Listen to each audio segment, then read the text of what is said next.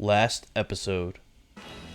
Vekni and Sorin met Tryant, Princess Tyraz's boyfriend and the man in charge of the sewer system. Tryant gave the pair a crude map for navigation through the sewers towards the Clad hideout in Prince Lorian. He explained when the party followed his directions and found a metal door at the end to knock exactly 18 times. No more, no less. Tryant said someone would ask for a password, and one of them must recite the following phrase: "Long live the king, whose name is Lorian." He added Clad had another means of egress out of the sewers, and if the adventurers messed up the knocking or the phrase, the men of Clad would suspect them as bounty hunters or vigor soldiers and escape. Vekni and Sorin entered the sewers to pursue Nicholas and the FORTE Assassination Squad. The sewers were dimly lit, and water could be heard dripping throughout the narrow passages. The floors were sloped inwards, and water pooled in the center of the hallways. Shortly after entering, Vekni and Sorin encountered Larg and Beric. They were tieflings and members of the FORTE Assassination Squad, serving under Nicholas. Beric admitted to Vekni they were both new to the squad, and neither of them had managed to achieve a single kill since joining. He said he was concerned Nicholas would kick them out, returning them to a less prestigious unit within FORTE. Beric stated it might be easier to just kill Vekni and Sorin, rather than trying to compete with them and trying to find and kill Prince Lorian. The two tieflings challenged the adventurers to a fight to the death, and a battle commenced. Vekni began the battle by lashing out at Beric with her whip, slashing and stinging him with the barbs. She followed up with a running jump kick, smashing her foot into his face. Beric slipped behind Vekni and reached out to grab her, but she evaded his grasp. Next, both Beric and Larg flanked Vekni, while Larg reached out to grab Vekni, but he also missed. Sorin commanded Dexter, his owl familiar, to circle around to the back of Larg. Then he casted Mind Sliver on him, harming the creature with his magic. Vekni slashed Beric twice more with her sword, then slammed him with another punch. Beric's knees wobbled, but he stood his ground, appearing badly wounded from Vekni's attacks, but still determined to win the battle. Larg watched Vekni's barrage of punches and saw an opportunity to grab her. He reached out and grasped her shoulders from behind, channeling his magic and expelling it into her body. Larg's spell cursed Vekni, making her much weaker and severely handicapping her for the remainder of the fight. Focused and enraged from the many wounds he received, Beric lashed out with a barrage of 4 attacks with his claws, all aimed at Vekni Avunque. Only one struck home, but the blow dealt critical damage to the High Elf pirate. Sorin lashed out at Larg with Tasha's Mind Whip, dealing severe psychic damage and slightly disabling the tiefling assassin. Next, Vekni nailed the badly wounded Beric with a punch to the jaw, turning his head further than 90 degrees to the right, snapping his neck and killing him. Vekni turned to Larg, breathing heavily from dispatching Beric, and suffering from the effects of Larg's spell. In an exasperated whisper, she said to him, "You're next." Sorin fired off another Mind Sliver, targeting Larg, but the tiefling resisted Sorin's spell. The effects of Larg's curse took a toll on Vekni, and she struggled to act. She managed to drop her sword and land a punch on Larg, however. The punch struck his chin, dazing him and leaving him quite hurt. With a determined glint in his eye, Larg glared at Vekni with a rage he did not exhibit earlier in the battle. Larg dove at Vekni with his claws, slashing deep into her chest. Sorin attacked Larg again with Mind Sliver, piercing his mind and harming the reeling tiefling. Sorin immediately slid behind Larg and deftly drew out his dagger. He grabbed Larg's head from behind and pressed his blade to Larg's neck for the briefest of moments, before slitting the tiefling's throat, spraying blood onto Vekni, who was already covered in deep wounds, and spilling some of it into the brackish water on the sewer floor. Larg crumpled to the ground, dead. Vekni and Sorin continued through the sewers, navigating the passageways. Sorin summoned his owl familiar and used it to scout for potential threats. While scouting, Dexter, Sorin's owl, found clad posters along the walls of the sewers. Dexter traveled the maximum range he could away from his master, but the sewer passages continued on. Sorin and Vekni decided to travel in the opposite direction from where Dexter scouted. Vekni and Sorin found a wooden sign offering women in gold, pointing to a passage leading to another room. Sorin sent Dexter into the passage to investigate. The familiar entered a larger room with 3 chests pressed up against the wall on the far side. 2 women were lying on tables, their legs spread open. The women were manacled and shackled to the walls behind the table. One of the women was dead and in an advanced stage of decomposition. The other woman appeared to be alive but unconscious. Dexter also observed a large, fleshy, humanoid creature and a larger than normal orc hiding on either side of the entrance to the room. Sorin and Vekni discussed what to do about the situation. Believing the chests could potentially hold potions or other useful items, Sorin decided on a strategy. He snuck down the hallway leading to the entrance of the room. Sorin knew the exact positioning of the 2 creatures because of Dexter's scouting. Sorin casted Hypnotic Pattern at the room's entrance. The fleshy creature and the living woman were affected by the spell, while the large orc resisted it. Immediately sensing his spell failed to affect the orc, Sorin used one of his portents to shift space and time, forcing the orc to fail its save. All 3 beings were caught in Sorin's hypnotic pattern and saw a twisting, swirling pattern of colors, leaving each of them completely incapacitated. Knowing the spell's duration would be very brief, approximately 1 minute, Sorin and Vekni rushed into the room and approached the 3 chests. Both adventurers detected the deceased girl reeking of death. Sorin opened 2 of the chests, while Vekni opened the 1 chest that remained. In Sorin's 2 chests, he found a potion of healing and a potion of superior healing. In Vekni's single chest, she located a potion of water breathing and a javelin of lightning. As Sorin and Vekni rushed back out of the room, Vekni tossed a lit stick of dynamite into the garments of both creatures. Immediately after exiting the room, the adventurers heard a loud commotion, like the 2 beasts were scrambling to follow after them. A moment later, a loud explosion ripped from the direction of the room. A short time afterwards, quiet moans and pained grumbles came from the same direction. It appeared as though the creatures survived the explosions. Vekni drew out her bow and aimed an arrow down the passage, towards the room with the 3 chests. Shortly after that, both creatures staggered through the opening.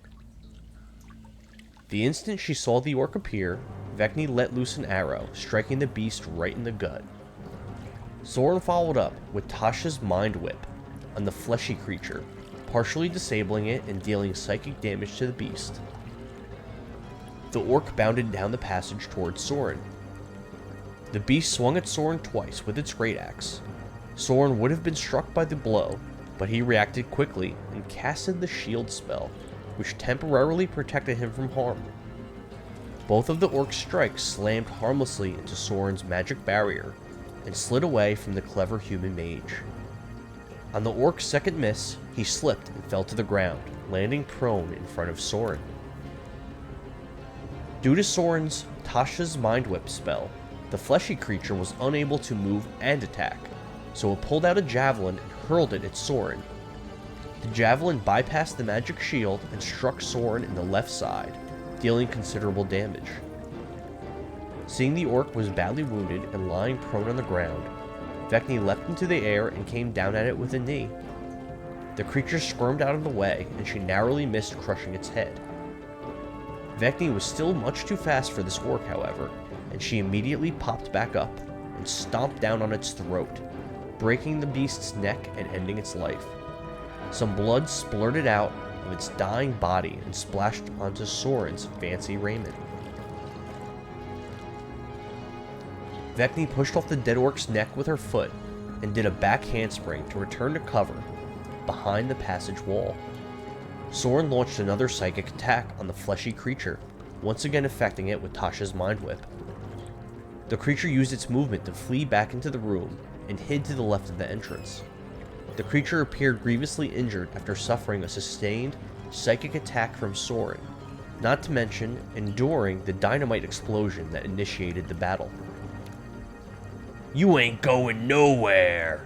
Vekni raced after the creature and circled behind it. She leapt onto the beast's back, firmly planting her feet on its shoulders. Then, Vekni tightly gripped the creature's head with her arms and gave a sharp twist, snapping its neck. The large, fleshy humanoid being fell to its knees, then face-planted into the brackish sewer water, quite dead. Vekni took the gag out of the living woman's mouth and freed the girl from her manacles. The woman left the room and headed for the exit of the sewers on her own. Sorin and Vekni decided to take a brief rest, as both of them suffered wounds and used some of their abilities during their back-to-back battles in the sewers. Shortly after settling in, the adventurers heard a loud hissing sound and some splashing coming from outside the room. A giant crocodile appeared near the entrance. Vekni unfurled her whip and slashed it twice, with stinging strikes to the side of the crocodile's face. Sorin casted Cause Fear on the giant creature, forcing it to experience a terrible terror with images of Dexter running through its mind. The creature turned and flopped itself into the extremely shallow, brackish water. The beast wriggled itself in the water and jetted back down the hallway. When the crocodile reached the end of the passage, it managed to break free from Sorin's spell. Vekni used Shape Water and formed the brackish water into a 5x5 solid cube of ice, blocking the entrance into the room. She drew out her bow and prepared herself for the crocodile to burst through the ice and back into the room. Sorin used Minor Illusion to create an image of his owl familiar on the side of the ice block, further obscuring vision into the room where he and Vekni were sheltered. The crocodile seemed to move up the passageway closer to the adventurers, but it was difficult to see exactly what it was doing behind the ice. Despite barely being able to see the reptilian beast, Vekni fired 2 Kensai shots with her bow and hit home with one of them, piercing the creature's back. Sorin targeted the beast with Mind Sliver, but it resisted the psychic effects of the spell. Unable to enter the room, the crocodile retreated back down the passage and left the PCs alone. The party was able to complete their short rest. After the party rested, Sorin scouted a bit more with Dexter, his owl familiar. The party tried to determine which way the crocodile went, or if there were any humanoid tracks, but they were unable to determine either. The adventurers continued down the corridors, and eventually encountered another member of the FORTE Assassination Squad, a tiefling named Salvatore, who they somewhat recognized from Lorgan's Tavern. Salvatore was in a modest-sized room with a fairly high ceiling. The corpse of a crocodile was lying on the ground close to him. Vekni greeted Salvatore and he told her he was bored and could not find Clad anywhere. Vekni commented on the dead giant crocodile, and Salvatore stated the beast was weak. Salvatore went on to advise Vekni Nicholas and his squad planned to kill she and Sorin. He explained because of events that took place the night before, Vigor leadership was suspicious of all strangers in the city. To be safe, Sorin and Vekni were to be killed. Nicholas planned to ambush the PCs further into the sewer. Vekni asked Salvatore why he was giving her intel. Salvatore said it did not matter because he was bored and wanted to kill something. Salvatore continued because Vekni and Sorin were before him, he wanted to test their mettle. Salvatore added he was the second strongest in the assassination squad, only after Nicholas himself. Seeing something she could exploit in Salvatore, Vekni manipulated him and convinced him to let she and Sorin pass by without a battle. Salvatore agreed this was a win-win situation for him. Either Sorin and Vekni fought Nicholas and died anyway, or they defeated Nicholas and Salvatore received a promotion and went on to lead the team. Vekni mentioned she and Sorin already killed 2 other members of the assassination squad, but Salvatore was not impressed by this. He stated Larg and Beric were both new and the weakest on Nicholas's team. Salvatore leaned in with his mouth towards Vekni's neck. She gave him a suspicious side-eye but did not move. Salvatore whispered, Nicholas liked to use traps. He explained Nicholas likely set some traps up in the passages ahead. Salvatore described some of the traps to Vekni, going on to say designing and setting traps was one of Nicholas's favorite things, after killing, of course. Sorin asked Salvatore what the party would get in return for killing Nicholas. Salvatore did not want to offer up a reward, but stated he would be quite impressed if the two adventurers managed to defeat Nicholas, as he was very strong. Salvatore stated that if he went on to lead the group, and another hit was put on Vekni and Sorin, he would give them some kind of a warning before killing them. Salvatore moved aside and let the party pass. The adventurers continued to explore the sewers, and Sorin scouted more with Dexter. Vekni encountered a room she believed may have been trapped by Nicholas, so she avoided it. In another room, Sorin found 100 gold, a healing potion, and 2 pieces of iron ore. Vekni and Sorin continued through the sewers and came to a large room filled with cobwebs. Vekni was wary of traps, and noticed tripwires in the center of the room and something mechanical suspended on the ceiling. Sorin planned to activate the tripwire with mulled earth, while Vekni trained her bow on the open door at the end of the room. Sorin activated the trap, and a wide, wire net fell from the mechanism on the ceiling into the center of the room. Vekni used shape water to create the form of a person inside the net, then she froze the form solid. Sorin used mulled earth again to create a 5-foot deep trap in front of the door on the far side of the room. Moments later, 3 FORTE Assassination Squad tieflings entered the room, led by Nicholas. Nicholas began to speak, but then fell into Sorin's pit. As the tieflings tried to help Nicholas out of the pit, Vekni hurled her javelin of lightning at the 3 assassins. One of Nicholas's subordinates took a hit from the javelin in his chest, and the lightning effect bursted from the impact, injuring all 3 tieflings with intense lightning damage. The tiefling that took the initial hit looked badly hurt from Vekni's attack. Nicholas's subordinates fanned out and each hid behind a table.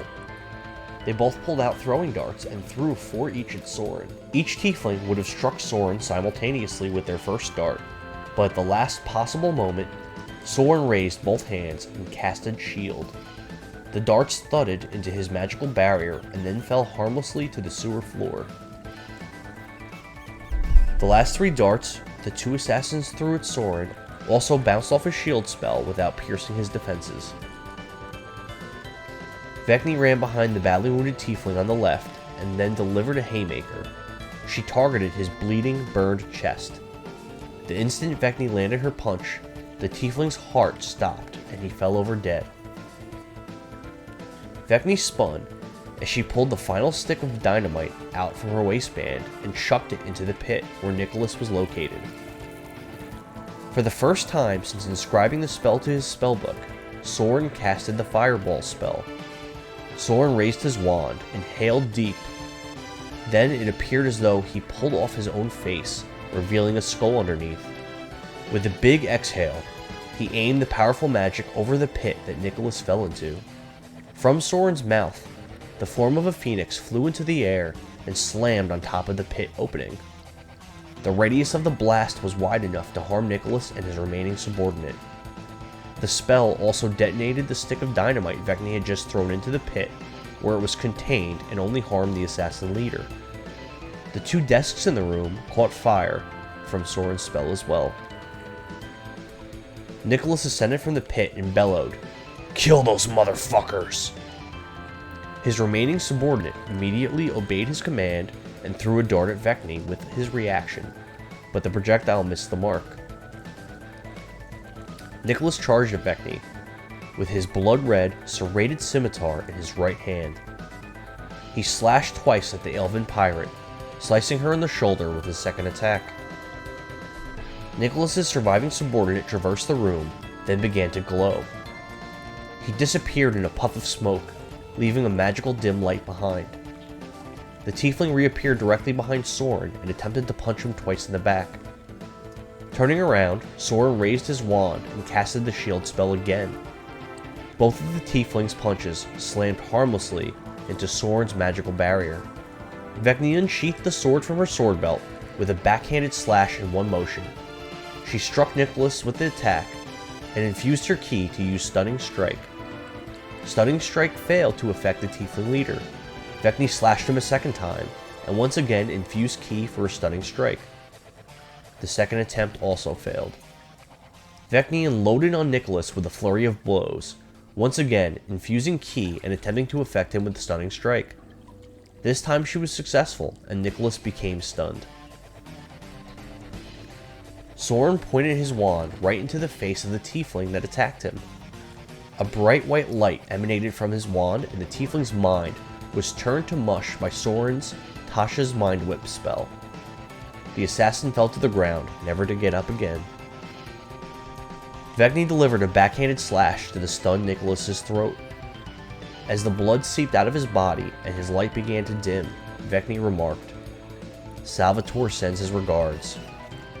The powerful FORTE Assassination Squad leader collapsed to the sewer floor, blood spraying from his wound as he grabbed at his own neck. Desperately trying to stop the bleeding, he gasped, Up ahead! Night!" Then he bled out. Vekni retrieved Nicholas's sword and strapped it to her belt. Sorin searched the body of the Tiefling he killed. On the corpse, he found a spellbook, written entirely in Abyssal. Sorin and Vekni continued through the passages and eventually came to a door. Sorin heard a man yelling about usurpers on the other side, and Vekni decided to stealthily open the door and peer into the room. Vekni's attempt at sneaking failed spectacularly, as the door creaked open incredibly loud and fell off its hinges, crashing to the floor. Vekni stood at the doorway, in disbelief, still holding the doorknob of the door that fell. 3 men wearing FORTE colors were in the room. They turned to look at Vekni. One of the men wore no helm and had short brown hair. He was pretty average looking. He had a strong chin with a dimple in the middle. This man wore strange orange bracelets on his wrists. There was a sword strapped to his back and a crossbow on his belt. This man wore a yellow cape over his red scale mail. This man was Ser Deej, and he was hunting the rebels of Clad. He believed he was close to finding them, as the room that he was in was trapped. A poison mist poured out of the ceiling every 6 seconds or so, covering a separate quarter of the room in a particular pattern.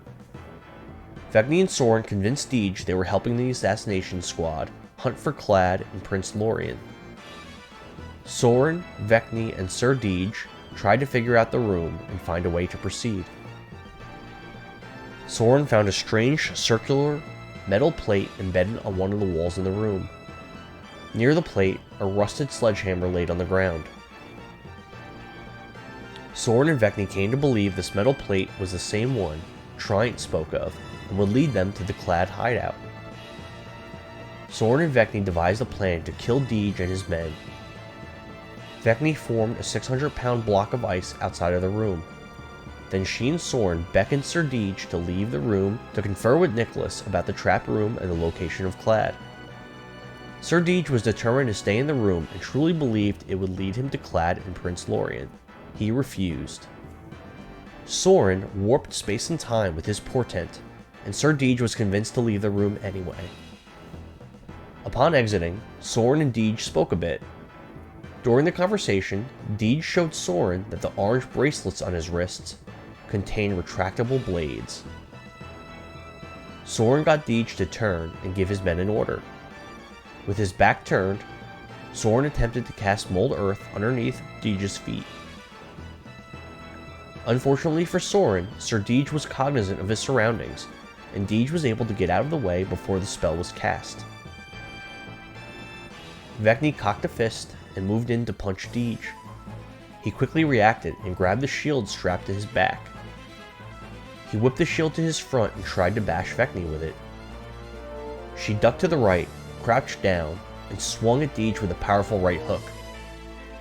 Deej planted his right foot and pushed backwards, propelling his body out of the way, narrowly evading Vekni's punch.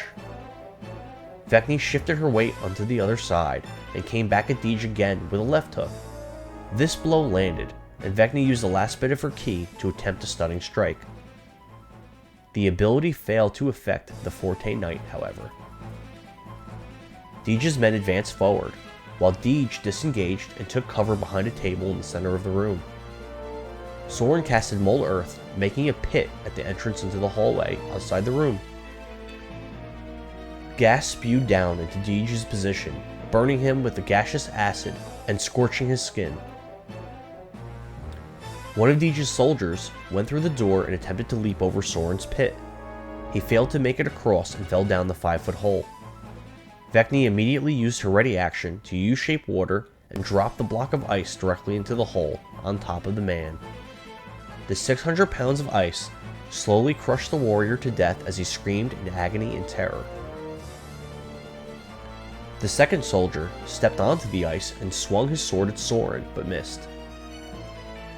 As the battle raged on, the gas continued to spew out of the ceiling vents in the same pattern as before.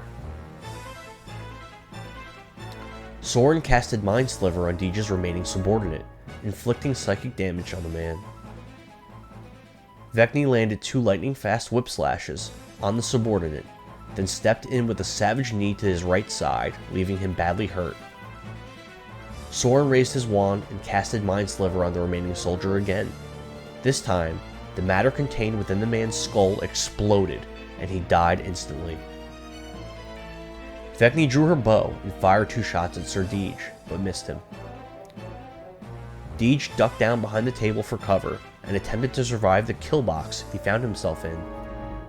Sorin and Vekni launched attacks at him from the doorway, with Vekni firing arrows and Sorin causing loose earth to fall onto him from the ceiling. Ser Deej also had to worry about the gas coming from the vents in the ceiling as well. Some of the loose dirt hit Deej, and he attempted to get out of the way. The cubic foot of dirt weighed nearly 500 pounds, so it did not feel too enjoyable for the Forte Knight. Vekni crept into the room to where she could see Ser Deej, with him only having half cover, and fired 2 more Kensai's shot arrows at him. One of the arrows struck Deej. Vekni then fled back to cover outside the room. From behind cover, Ser Deej popped the top off of a healing potion and gulped down the contents, restoring some of his health. Sorin used Mulled Earth again, dumping more dirt onto Deej, harming him. Vekni quickly darted into the room and fired 2 more Kensai's shot arrows at Deej, once again hitting him with 1. She egressed from the room back to cover. Ser Deej realized he would surely die if he continued his current course of action. He had 1 gambit left, and that was to go against his nature and advance on his 2 opponents. Deej left his cover and charged towards the open doorway. Vekni fired 2 more Kensai shot arrows at the advancing knight, hitting him in the abdomen with one of the projectiles. As Deej reached the doorway, Sorin used his reaction to cast Mulled Earth under the man's feet. Deej fell prone into the pit.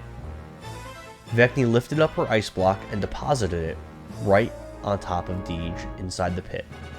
Ser Deej, anointed Knight of Forte, turned just in time to see the block of ice come crushing down onto him.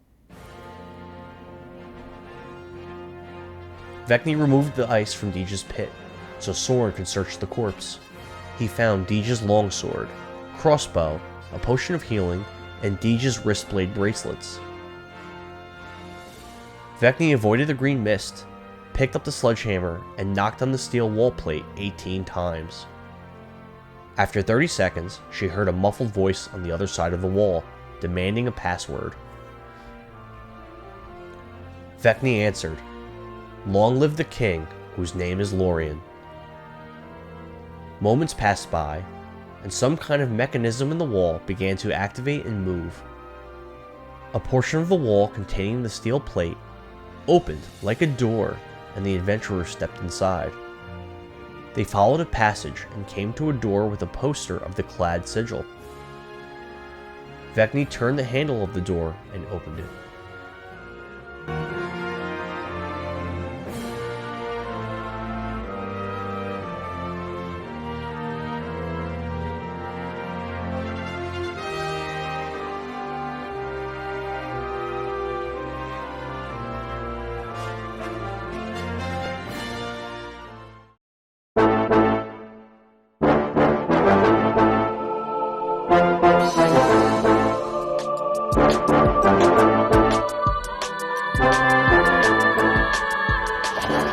Welcome back to another episode of Power Word Nerd.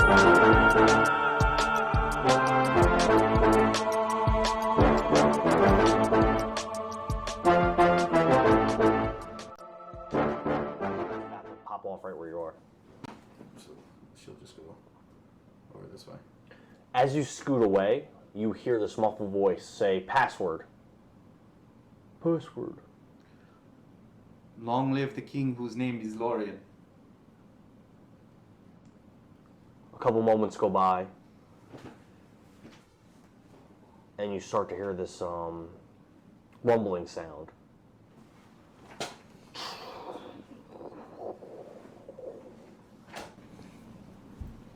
And it seems like a part of the wall starts, a part of the wall that's attached to the plate, where the plate's basically like in the center of this, like 5 foot of the wall, starts to open up like it's a door.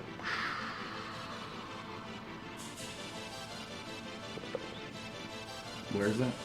Right where the circular plate was. Okay. I'll head towards the door. Okay. So, You look in and you see this like long dark hallway. There's no light or anything. Can you see? I can. I'll cast dancing lights. Okay. My cantrip. Okay, so I'll start heading down the hallway. 120 foot range. I would have recovered my arrows too, by the way. Okay. Yeah. So I'll cast my dancing lights, and the 3 orbs will pass. I'll have one, 20, 40, 60 feet, and I'll have them move as we move. You get about 150 feet down. It's pretty far down. You see this wooden door, and on the door there's a painting. And the painting is this square of light blue, and in the middle of the light blue is a golden crown. So that's the sigil that's getting ripped down all over the place? Yeah. Okay. So I'll go to the door and try to open it. You turn the handle and the door opens. Okay, so I'll just keep going and walk in. You see that you're in this large cavernous area. It doesn't look like the sewers at all. It just looks like this giant cave, but it's huge. It's this huge cavernous area. The ceilings are shockingly high. The ceiling itself looks like it's rocky, but it's about 200 feet up. It's super, super high. Quite a bit over straight ahead and to the left, there appears to be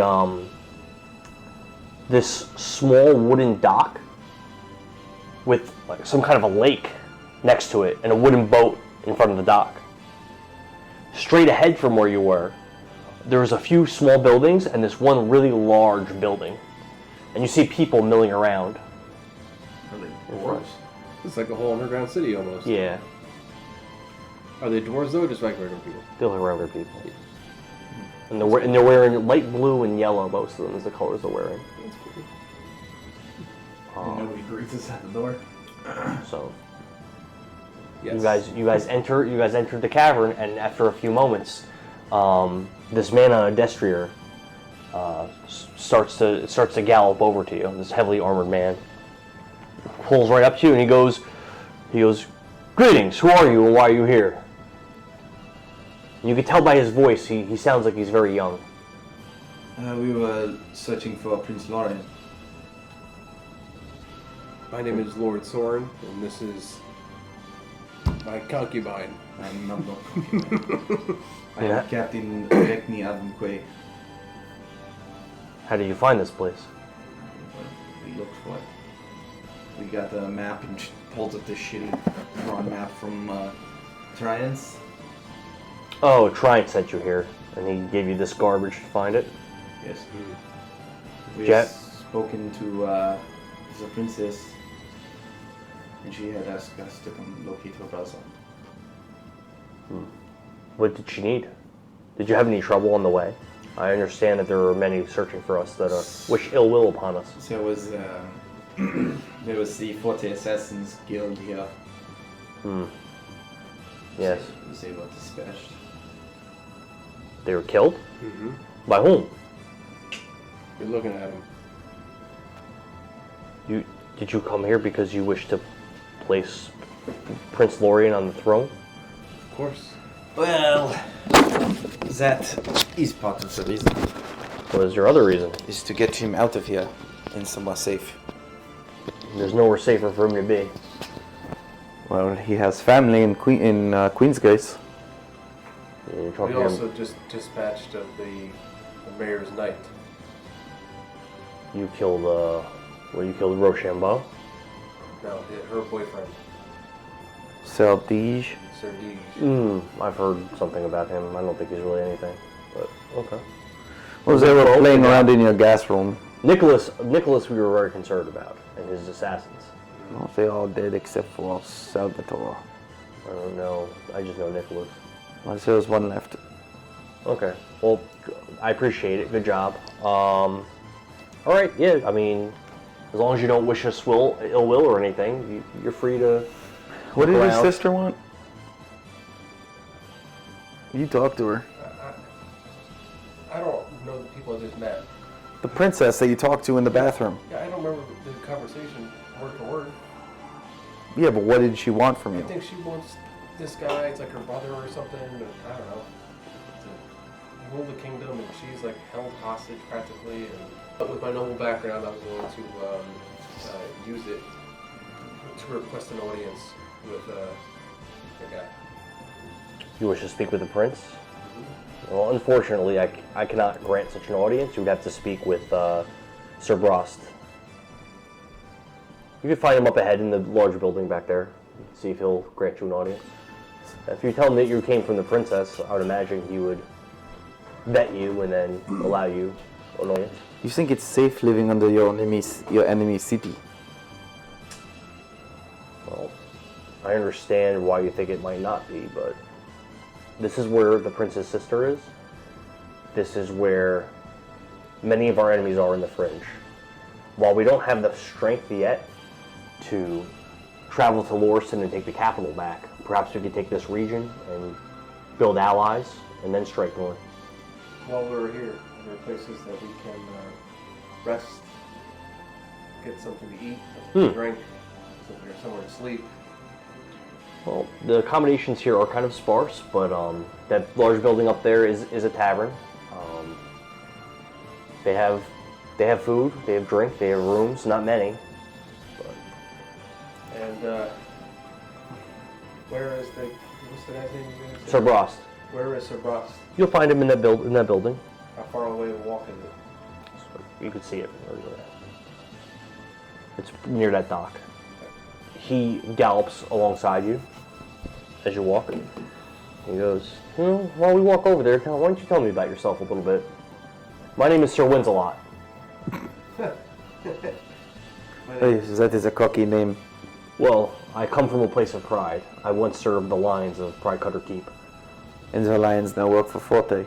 I'm aware. That's why I can no longer serve them. You know of Frank Mandrake, right? Oh, he's one of the leaders of Forte. Yeah, he's a bad man. He's dead. He was a bad man. How did he meet his end? That's fantastic news. How did he meet his end? You killed him also? Ma'am, what kind of a person are you? I just like to have a good time. There's nothing we won't do for King Lorian rifle. Oh, yeah. Where do you hail from that makes you want to put him on the throne?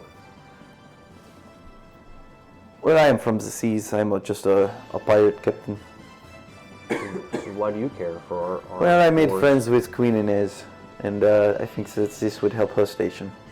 So you're friends with Queen Inez. That's good news. Oh. Okay, well, you can find Brost right inside of there, so I guess go ahead. Nice to meet you. Right thing to do. Yeah, I kind of want to face that guy. Okay. Was it this guy? Sir Winsalot? Yeah, I just want to show him that he's not always going to win. I say that to him, not loud enough for Winsalot to hear it. And he gallops off. Perhaps one day you can buy him a drink and ask to spar. Yeah, well, I need a rest first. I don't have any key. You should fight him now. Yeah, that's real good.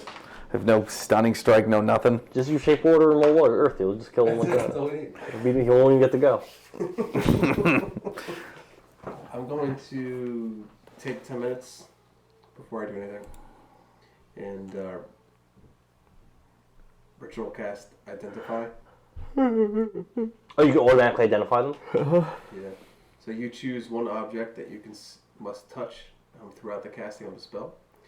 If it is a magic item or some other magic imbued object, you learn its properties and how to use them, whether it requires attunement to use, and how many charges it has, if any. You learn whether any spells are affecting the item and what they are. If the item was created by spell, you learn which spell created it. The wrist blades themselves, when you wear the wrist blades, you have an advantage on wisdom saving throws. And then also, whenever you hit with a melee attack, like you can hit and then also like throw in your wrist. You have to roll an attack for that. And if you do, you get to add a 1d6 plus 2 slashing. Cool. Yep. Cool. Advantage. Oh, and that takes your bonus. That takes your bonus to do that. Okay. Yeah. Okay. So let's say you have a sword. You can attack with your sword and then with the wrist blade, and then roll another attack. And 1d6 plus 2. Okay. So. Don't they have their own little spikes that come out? Yeah. That's how they work thematically. Yeah. But mechanically, they work the way I told you. Okay. I'm gonna put both on now. Okay. And attune to them? Yeah, It takes an hour. that's fine. I'll do it the next time, just before I take a long rest. So we'll go into where Lord Brost is, or Ser Brost is. So if you open the door, you make your way into this main building, and you see it's this large bar-like area. There are men and women. There's not a lot it's a few men and women in the bar talking, having a good time when you walked in. And they turn and notice you, and the entire room gets quiet, and everyone stops what they're doing. They're just looking at you. Vekni will just walk in. Is this the tavern? It looks like there's a bar area, there's chairs and tables. It's small. But Okay. I'll look around. Is there someone who's heavily armored? No. Okay. So she'll walk. She just goes, "Well, hello, everyone." And As soon as you say that, you a couple of them yell, "Zoros, we have visitors!" They don't answer you. what? They don't answer you. Vekni will just walk up to the bar. You like sit down on a stool or something. Sure. As you sit down, door in the back swings open, and this large man steps through. He's like a grizzled swordsman-looking guy. He has no shirt on. He's got these rippling muscles. He's got this short gray beard, and he's bald. He goes, "State your business." Well, we were looking for Ser Brost, and we're in a bar, so For what? we were told to come speak to him. By who? Always wins, or Winsalot, or whatever his name is. He looks over to Sorin. Who are you? My name is Sorin Abassi. Lord of Dovah. God damn it, Ferelden. The Lord of Ferelden. What brings you to our little hideout here? You work for FORTE? Well, we killed a bunch of FORTE. Explain. She goes through how they killed the Assassin Guild The knight. and the Knight and his two guys, Frank Mandrake. Huh. Frank Mandrake's dead? I believe so. I'll be back. He turns, opens the door again, he walks out. And she'll lean over to the bartender and be like, 2 ales, please. Pours them for you. He goes, yeah, he's real protective of our prince. Here's some ales. Gives them to you. You guys want menus? Yes, please. Oh, yeah. I'm gonna cast Mold Earth again and get all the dust and debris off of us and clean up my clothes. I'm gonna do it on me and Vekni both. Love that spell. I do love that spell. Here's your menu. And I heard you say that you killed Nicholas? Sure did. Well, let me give you this stack too. You might want to take a look at these.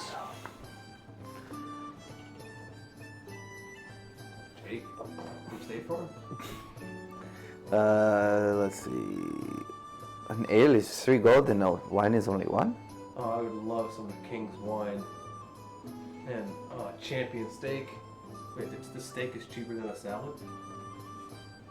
You could ask them, or you could order, or whatever What's you in want. the King's salad?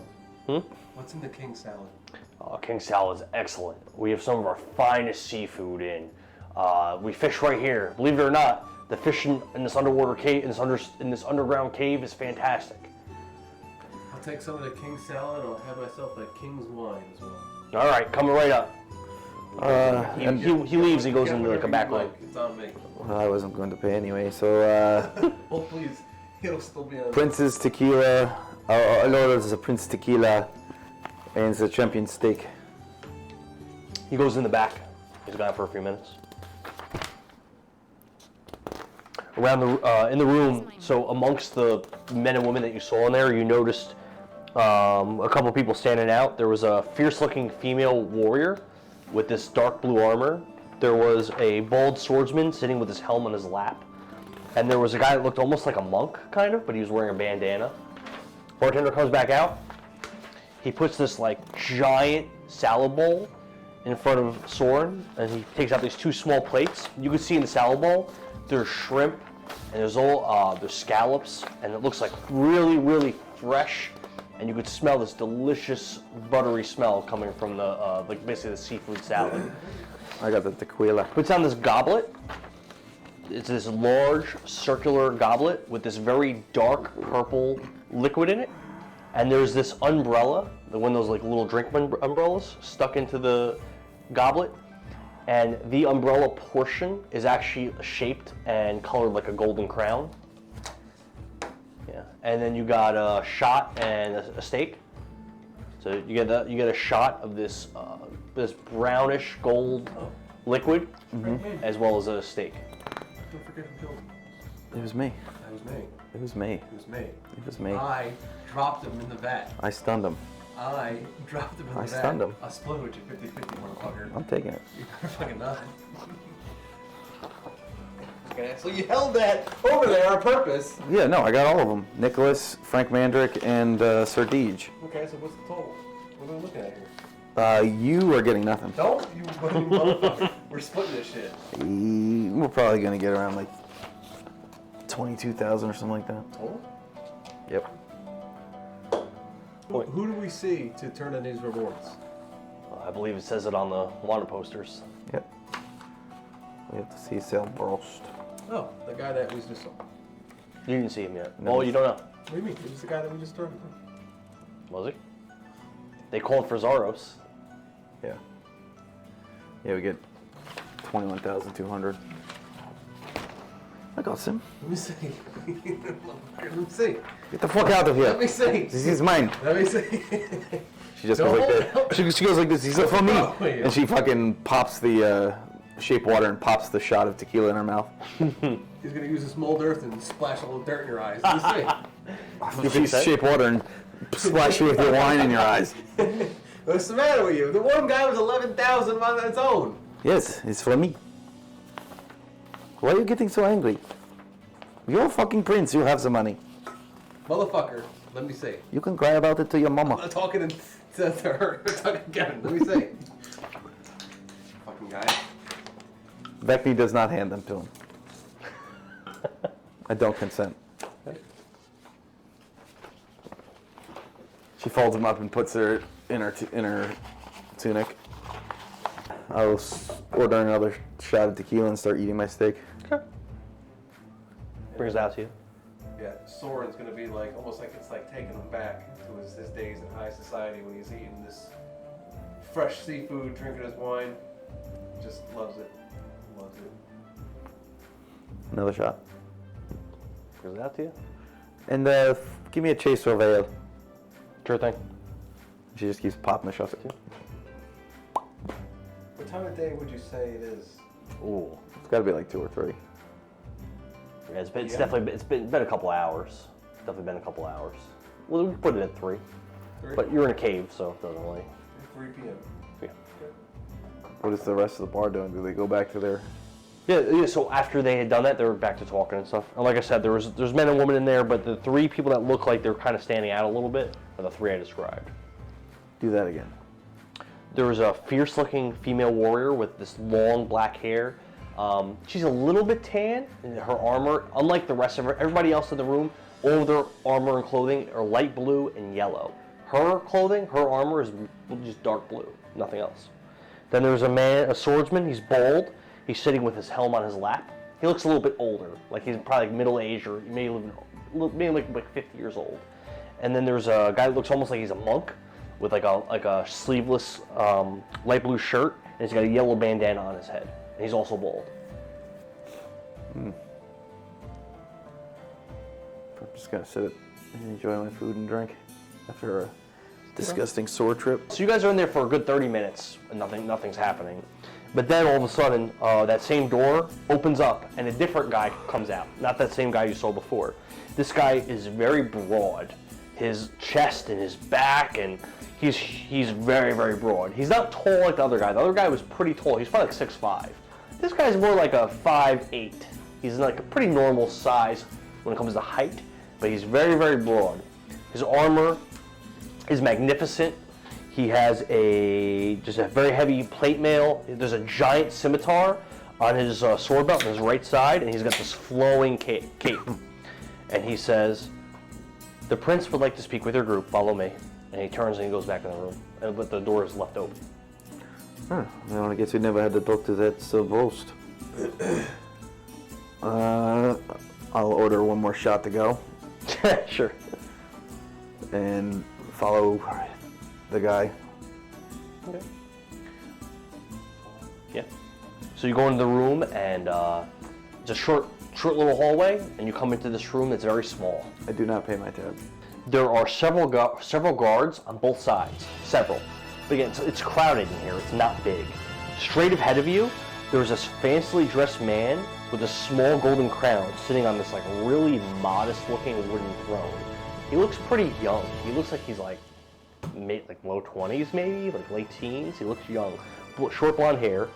That man that was shirtless before I described, the swordsman, bald, is like 6'5". He's standing right next to this fancy guy, and he's standing like stoic. That armored man that came and fetched you, he walks straight up to the young guy behind, sitting on that wooden throne. Draws his sword. Says, "I brought them, your grace." Then he kneels, bows his head. And that young man, he with a very limp wrist, he's just like, "Hey, Ser Brost!" Oh, jeez. That's how 20-year-old guys talk? This guy. That's how this guy talks. And Knight stands, and now he walks over to the side of this person. And then he does a military turn, and he turns to face you. And the young man says, "What do you guys want?" Well, first off, your Sorin connected to the tavern. I like that. It's a very good design choice. Thank you!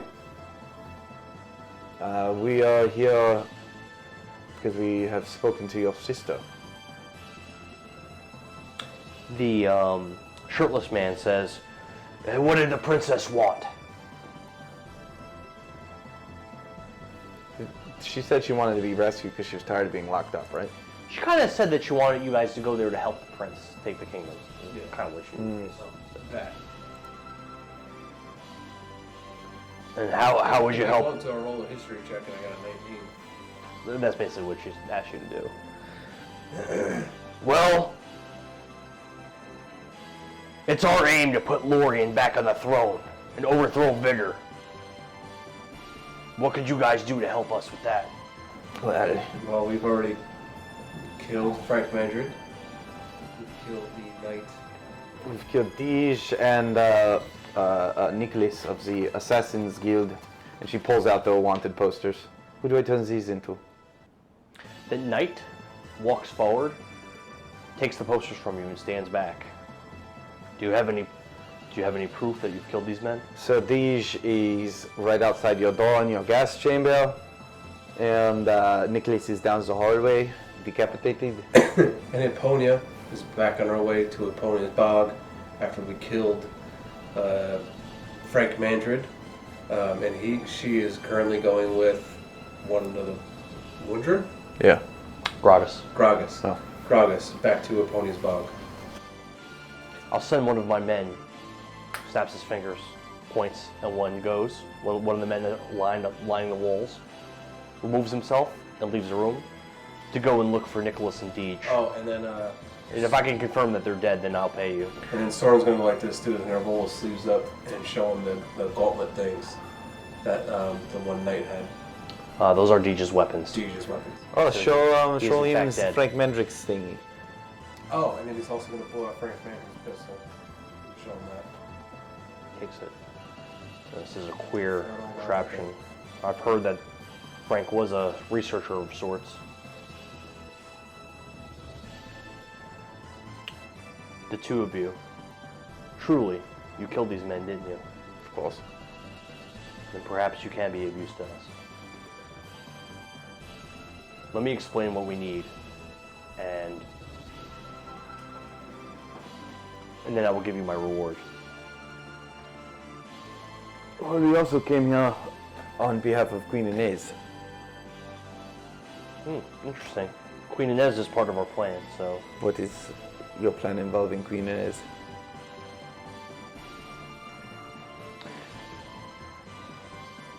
the man who got us all together, the one that has planned this whole thing, Lord Henry.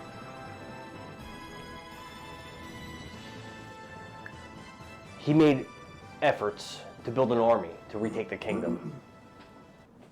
Once we gained some strength, he wanted to make a match, a betrothal between Inez and the young prince. Oh, this is where my mind went too. You don't say. Great minds think alike. I suppose so. Perhaps you would get along really well with our Lord Henry. Isn't he locked up? Yes, the plan was for Lorian and Inez to be king and queen of Dovah, a Lorian and a Cordova, as has always been. I put that together at Logan's Tavern. Did you? Is that where I heard Yeah. from? Yeah. Inez does have royal blood. Her ancestors married into the Lorian bloodline millennia ago. And it's a perfect match. There's no one really else. So, You notice every time that you meant that Brost mentions Inez, that large gladiator-looking guy, he kind of blushes. what's your deal with Inez? She's gonna be our future queen. She'll be our future queen. I mean, she already is a queen. The other guy, Brost. Yep. He says, I'm sure you heard 10 years ago, Vigor surprised our former king. Surprise attack. They showed up at Lorston's walls with a huge army. Further back from the hill, a massive army can be seen approaching their position. The insignia of the three figures is sewn onto hundreds of banners and battle standards carried by the coming soldiers. An invading army is about to take the city, and a new era will soon begin. After the sack of Loriston, King Lorian was executed and decapitated in the city square, his head then stuck on a spike at the city gates. During the attack, the young prince, Lorian's son, was ushered out of the city by the late king's champion, Zaros, and a small band of trusted knights and retainers. But Zaros, and he points over to the gladiator-looking guy, he was the king's greatest champion in the gladiator arena. And him and the king, they were friends. They were always together. Zaros took up his sword and he battled these Vigor men back. Sword in hand, cutting down man after man. I thought that we would be able to defend ourselves from these attackers. They breached our walls, but still, Dovah's knights fought valiantly alongside Zaros. They're doing so well, they killed so many of the Vigor soldiers. But then, the Fury Lords, they came. No one could stand against them. The only option was to flee. The guy Zaros speaks up. He says, I was the king's greatest champion. I love that man. I wanted to be there for him and shed the blood of all the enemies until I drew my last breath. But he ordered me to take his 12-year-old son, Prince Lorian, and he points over to the young prince, and fight my way out of the city with him, and I did as I was commanded. I fought one of them in single combat, that half-orc, Odoacer, but I barely escaped with my life. He was so powerful, and he didn't even use that gauntlet that he has, he didn't even try to use that against me. It was like he wasn't even taking me seriously. Then Brost says, after Vigor took the capital, they descended on the Blue Bolt, took the castle without a fight. Their armies traveled down Dilly Road, where King Lorian's loyal lords and knights of the valley made a stand, but they could do nothing against Vigor. The lords and knights bent the knee and became what's now called Blues. And those that were captured and refused to bend the knee were executed. They've since renamed the main road in the valley from Dilly Road to Conqueror's Road, in honor of Vigor's conquest. Others fled to the fringe and entered Whitefawn Forest. They restored the long-forgotten castle of Dilhannon and renamed it Queen's Grace. They have been biding their time, waiting for an opportunity to place Inez on the throne. She has her people under her thrall. She's very charismatic. What I need you to do, if you're willing to help, save Lord Henry, break him out of the jail, bring him back here, and together we'll make a plan to unite with Inez and place her and Lorian on the throne of Dovah. That's it. Is where? Henry's in jail. You know, like where to go? Over there. But if you know of Inez in Queen's Grace, why have you been squandering underneath the city? Henry's plan was to try to gain allies here and to build up his strength, then to reach out to Inez. But a month ago, that thing happened with the quarantine and the martial law. It's very difficult to move out of the city and to get people out. Do you have other ways to get into the city besides the Soul entrance? Unfortunately, the dock out there only leads to the reservoir above. It doesn't lead out of the city. Well, now that With Forte patrolling the sewers, that's really been our only way in and out. We've been sneaking our boat out at night to get supplies, coming back. we have attempted to forge an allyship with the Blues soldiers as well. Blues are all traitors. They betrayed our former king and they now serve Vigor. I want nothing to do with them. They all deserve to be put to the sword. Well, they have no love for Vigor either, but They serve them. Well, yeah, but it's either face certain destruction They should or have live fled. under the boot. They should have fled and joined Inez. It's perhaps true. They should never have joined the Vigor Lords. The Vigor Lords have been bribing them with magic items and weapons and gold. And they've been accepting these bribes. I want to help you. I believe that the path you're on is the most just, and is the one that is the best for these lands. You can already see the power that myself and Vekni possess. We have already killed many forces that stop you from being able to be where you want to be today. Yes, the Assassination Squad and Frank Mandrid, they were major threats to our power here in the Fringe. Could you possibly kill Karaganda? I don't know, he seems quite intimidating. He's known to be formidable, yes.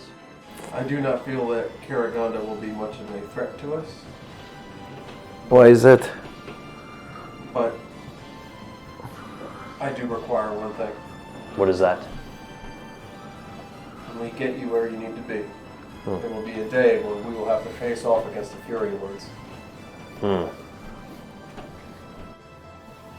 I don't look forward to that, but I know it must be done. But what of the one army? The invaders from Un?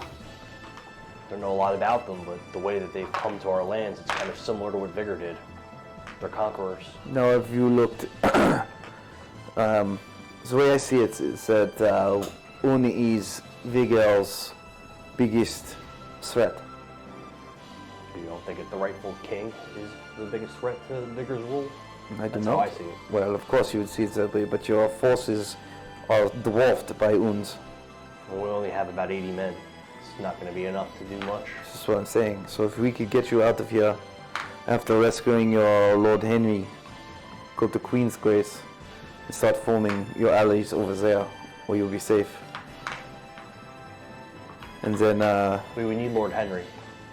He is the tactical mind behind everything. Without him, I doubt we'd be able to be successful. What do you mean, how tactical could he be if he was locked up? He was just unlucky. He didn't expect to be attacked by some random vagabond the way he was. Yeah. Well, if Un and Viga are fighting, then Queen Inez and her army, backed by you and your claim to the throne, that would be a two-pronged fight for Viga. We would have to speak with Lord Henry about this. I'm not really the one to make battle plans. Neither is Zaros or the Prince. Without Henry, we really don't have. He was a former hand of the king, and King Lorian always listened to his advice and his counsel. And we've been lost ever since he got captured. To be honest, we need him back. So, like I was saying, my request, when we ever have to encounter the Fury Lords, I require an audience with the one they call Odoacer, the one that you barely escaped your life from.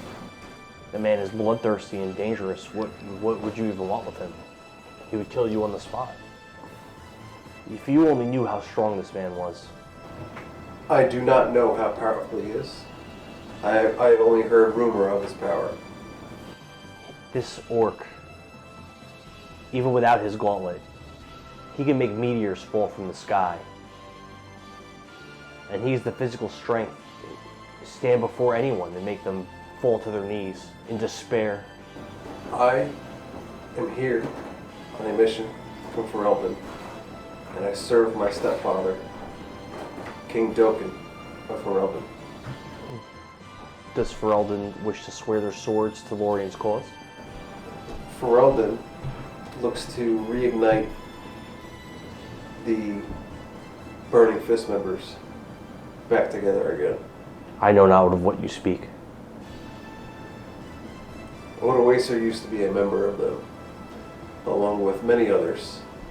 He'll say Kevlian's name, he'll say Odoacer's name, he'll say Dokkan's name, he'll say Gragas Stormbringer. All of these are, and that's what kind of like where he'll stop. But he'll say all these are members of the Burning Fist, and I do not believe that Odoacer is doing what he's doing with intent. And I believe that if I get an audience with him, he will leave this area. And you will not have to face him.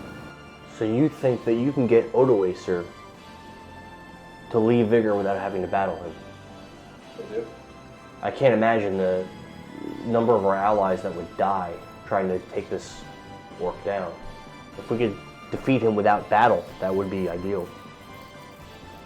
But we would have to speak to Lord Henry about this. I can't grant you this. Of course.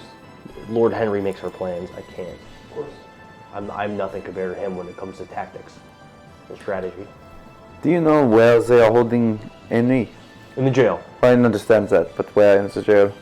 I believe it's near the mayor's office and the municipal buildings and all that. Is the jail, is it on like a ground floor, or is it upper?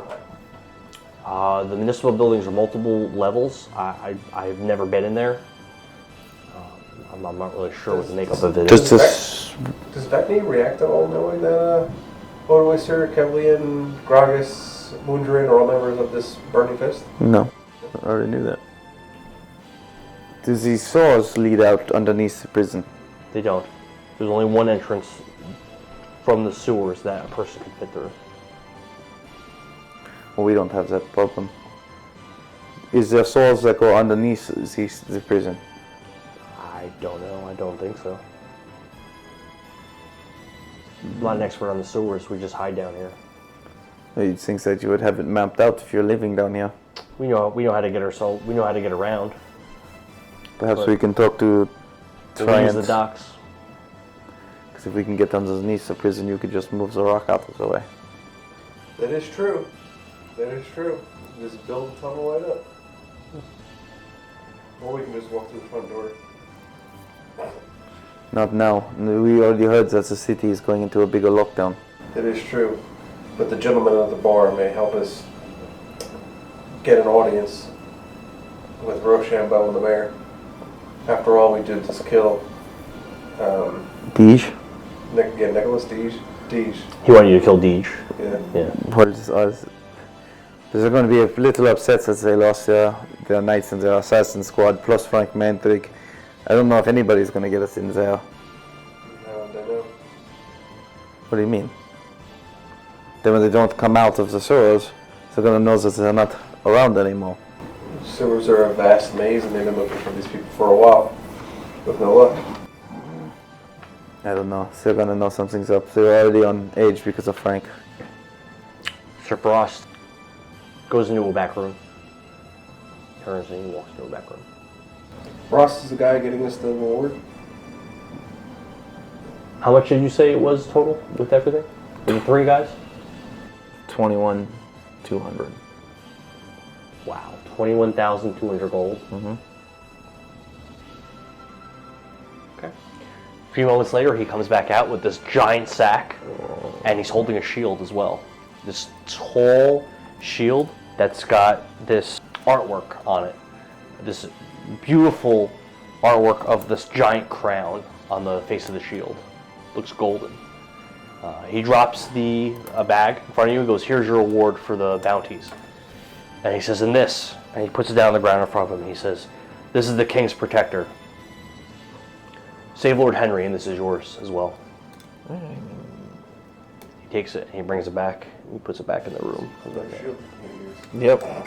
That's what he had. That's what he has. It's all good. It's all good. It looks really nice. I'm sure it does. So Vekni will take the sack of money. And Sorin will tell him to open that shit up right here and split it with him. In front of the prince? Absolutely. No. I don't trust you worth a shit. No, you don't trust me. There's no reason for Sorin to not trust Vekni. So you get 10,600. Is there somewhere else that we can rest? Yeah, speak to the tavern owner. I'm sure he'll let you rest for free, especially with all the good work you've done already. Ooh, just like that, 11,735 gold. I got 17,884. Jesus. Let's see. Was there anything else that I need to do? I don't think we have anything else to do. Get back to the tavern. Take a little break and. What time is it now? It's about 3:30 in the afternoon. Okay. So when it gets dark, perhaps we can sneak out and get back to Logan's. Are there any places under here that, like, Shops shops and stuff? that you saw, or are you asking the NPCs? Both. The NPCs say there are no shops in the hidden city. It's just the tavern. Just a tavern. So I guess we'll take our long rest. Yeah. All right, you can do that. Yeah, so you can go upstairs, get a room. You can take your long rest. That's fine. Keep in mind. Do we get any renown with Clad? Yes, you get you get a +2 for what you did. I also went Plus two. I had 2 into those golden things. Okay. And you both get +2. Wait, if we attune to a weapon that we don't know, we haven't identified. you can't. Okay. +2? +2 plaid renown. Because killing Frank Manager was said to be one of their leaders. Yep. That's a pretty big deal. So Vekni will wake up after 4 hours and go downstairs and get some food and a drink. Sure. Sorin continues to sleep. And you go down there, and it's getting late. It's like 8 o'clock ish, almost 8. And you still see the same people down there at the bar. You see that bald swordsman, Clad. that female warrior, and that monk-looking guy. They're still down there. Vekni will order an ale and a tequila. Okay. And a tapas. Sure. And can I try to identify the sword again? Because I took a long rest. Yeah. It's still the same day, isn't it? I'm gonna say no. It'd have to be a different day. But I think we're still on the 3rd of Ilmater. I think I think we've been in the same day for like 3 or 4 sessions. Happens. Yeah. I'm gonna roll my portents now. Yeah, if you're resting, sure. Vekni will just strike up small talk with the bartender. And then she'll ask him who the girl was. The girl, she's Rowena Ravenclaw. I mean, technically, she should be the Lady of Raven's Perch, but Vigor took that keep over. Her father was executed by Vigor during the war. She plans to take the castle back once Prince Lorian's on the throne. She's a child with Winsalot. Is she pretty? She looks tough. Her face looks masculine. Does she have a good personality? I didn't talk to her. Vekni goes, when he says that she has a kid with Winsalot, she'll just be like, yeah, I guess he does. Did we gain any kind of inspiration for this too?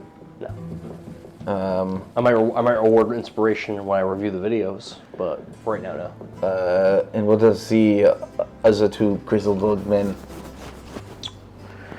Well, the man with the swordsman, he is Getman.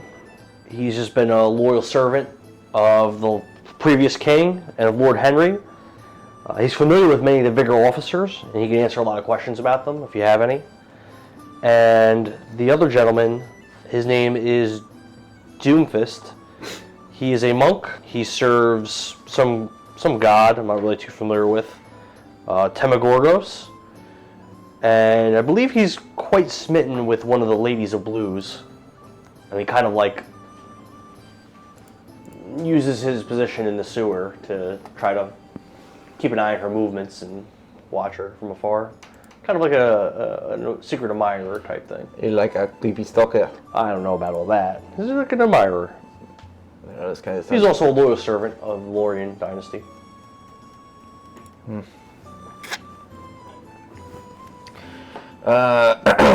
said Getman?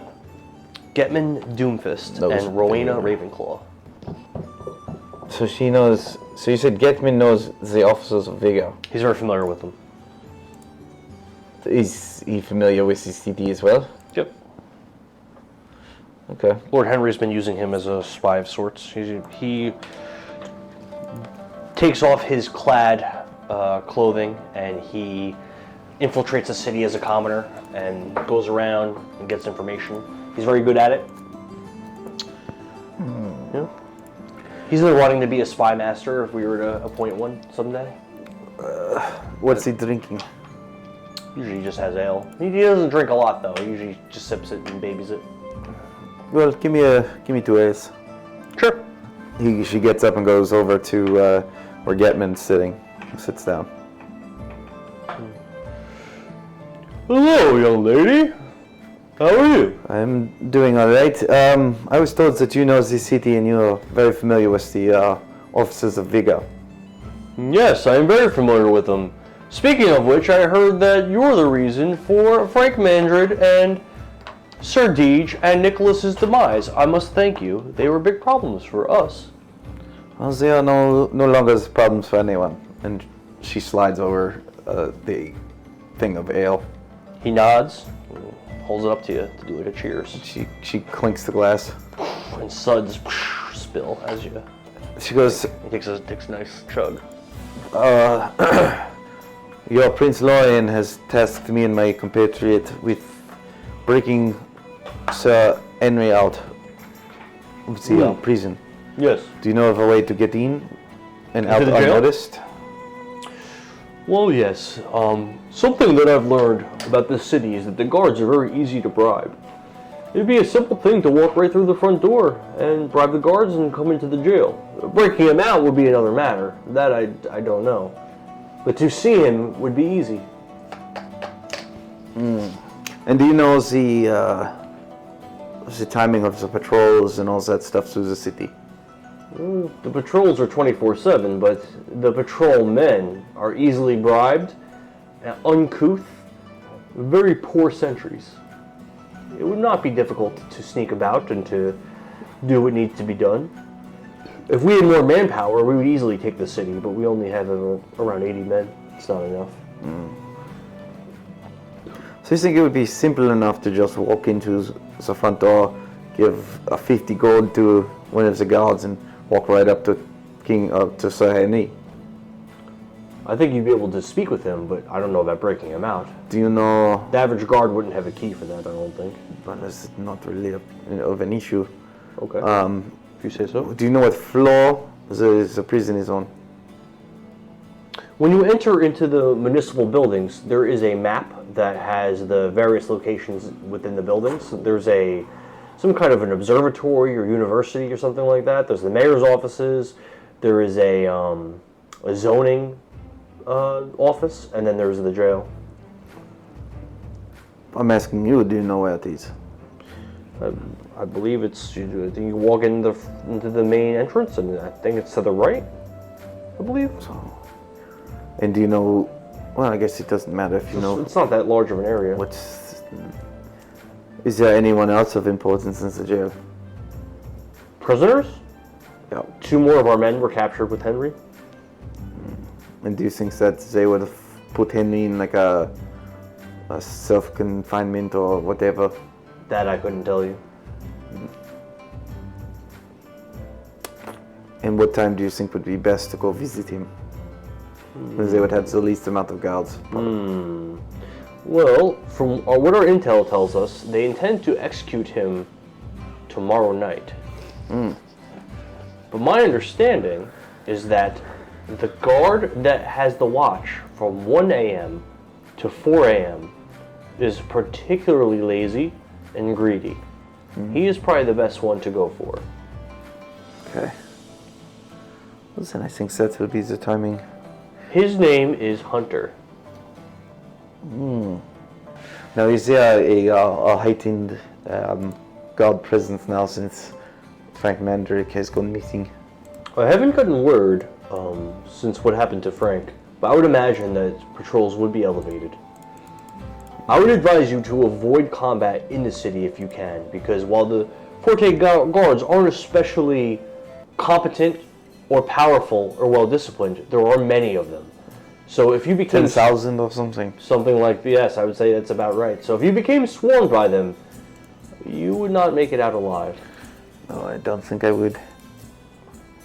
It's just far too many. And then if Karaganda was in this city, then forget it.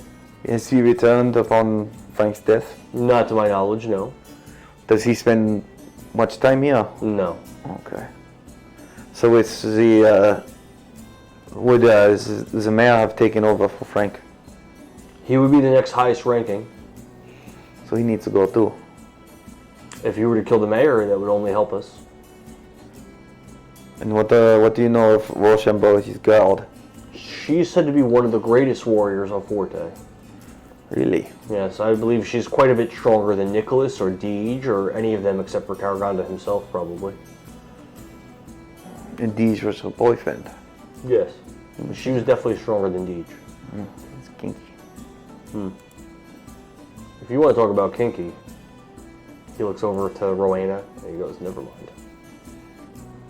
You can keep that to yourself. If you don't want to hear about it, then I won't spread gossip. But she's quite the freak. And she doesn't discriminate. Well, is she not betrothed to the always wins guy? Oh, they're not dating. Oh, she just had the baby? They have a child together. But he sees her as more of a friend. I think she does have sex with him sometimes, just because she pities him. And he whines and is annoying to her, but I don't think she actually sees him like that.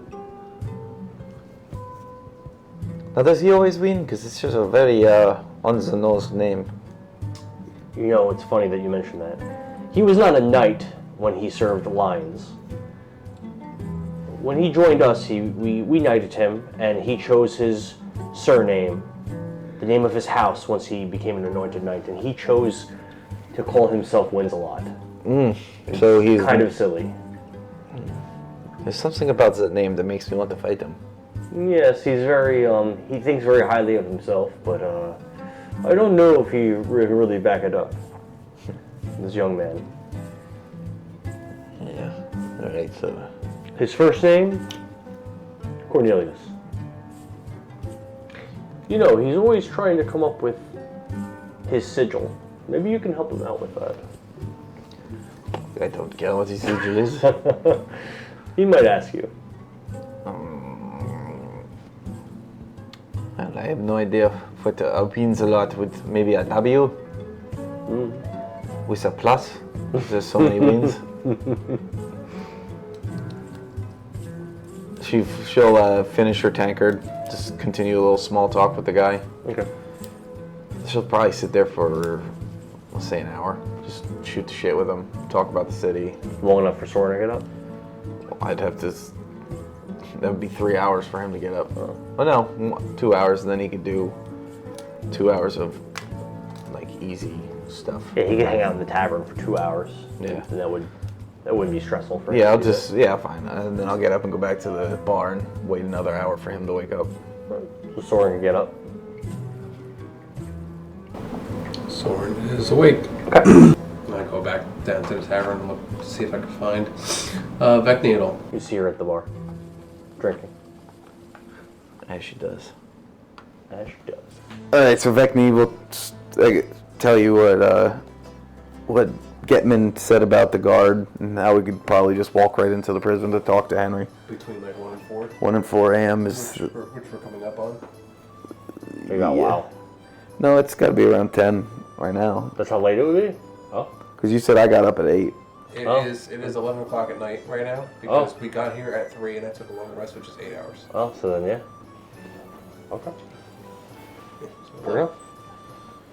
And perhaps we start heading out of here and make our ways back to the prison. Now it's 11, I'm guessing the tavern's starting to clean out. Oh, with this being No, they're said, still there. So Vekni will start heading out. Like, I guess now's the time to get started. I guess. So we'll start heading out Okay. Which way are you gonna go? the way we came, You're going back that way? Okay. right? Wouldn't that be the best way? Well, we have an hour. Do you think we should search the rest of this area for stuff? Search what? The sewers? There are other turns that we never went. Nah, fuck it. Well, if we took the boat out, would that be quicker than going back through the sewers? Oh, Yeah, just take the boat then. yeah, we'll take the boat. So you go over to the boat, and you go over to the dock, and you see there's just one fairly small boat, wooden, pretty plain with oars, and you see scratched on the side of the boat is the word Kingsman. Okay. Is there a? Do you guys have proficiency with vessels? I do. Water Prince did. vehicles. Yeah, I know Prince did. I'm a fucking pirate captain. I was making sure, so you can pilot it. I would imagine that you wouldn't. I don't. Is I there- have people to do that for me. Is there a boatman here? There's no one there. There's nothing at the dock. The dock is literally just like a piece of wood connect to this, like the cave floor over this lake. Yeah, well, I guess Water we'll just take the boat. After you, Captain. So I'll hop in. So you start paddling. Why don't you roll a history roll? Your See if DC you is remember how to use a boat. DC is 15. It's like riding a bike. Where's my history? +1. She. 14. Okay. So you continue to just pilot the boat, and you follow the lake, and you end up coming through this opening in the cave wall, and you're in the giant reservoir that's on the map near the sewer entrance. Oh, so that is an extremely easy way to get in and out of this I feel like place. we should just have told this from the beginning. Hey, why the fuck did we go through the sewer? I also don't know how they haven't found this place yet. This is quite silly. So she'll land the boat next to, or on the shore. Is there any trees or any cover? So you're pretty out of the way. So you're like coming out like all the way over here. So you got to go like a pretty long way to get across. All right, so we'll do that. Alright, so you paddle your way across. You don't see any other boats on the lake or anything? On the reservoir? You don't see anything? She'll pull the boat up on shore. And is there trees or anything that we could pull the boat next to? No. Rocks that could be hidden behind? Yes.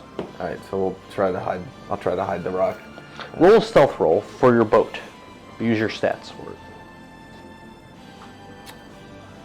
Oh, I don't have to row the boat. I'm just going to use shape water and push the boat along. Oh, So, you there, use so there's. mold earth and do a trench. I'm saying to hide your boat. To roll stealth. Oh, Try to hide it. I can just fill the whole thing up with mold earth. Cover it up. Dirt. Bury it. 15. Okay. So you park it behind some rocks. You feel like it's pretty well concealed. And then he could just Yeah, conceal it with dirt. Yeah, I'll do that too. You can do that. Start making our way into the city. Are you heading to the tavern? Or are you heading to the mayor's office? The mayor's office. All right. So for your walk from where you came out onto the land from to the mayor's office, why don't you roll 1 stealth? Both of you. Roll 1 stealth. Your DC for both of you is 10.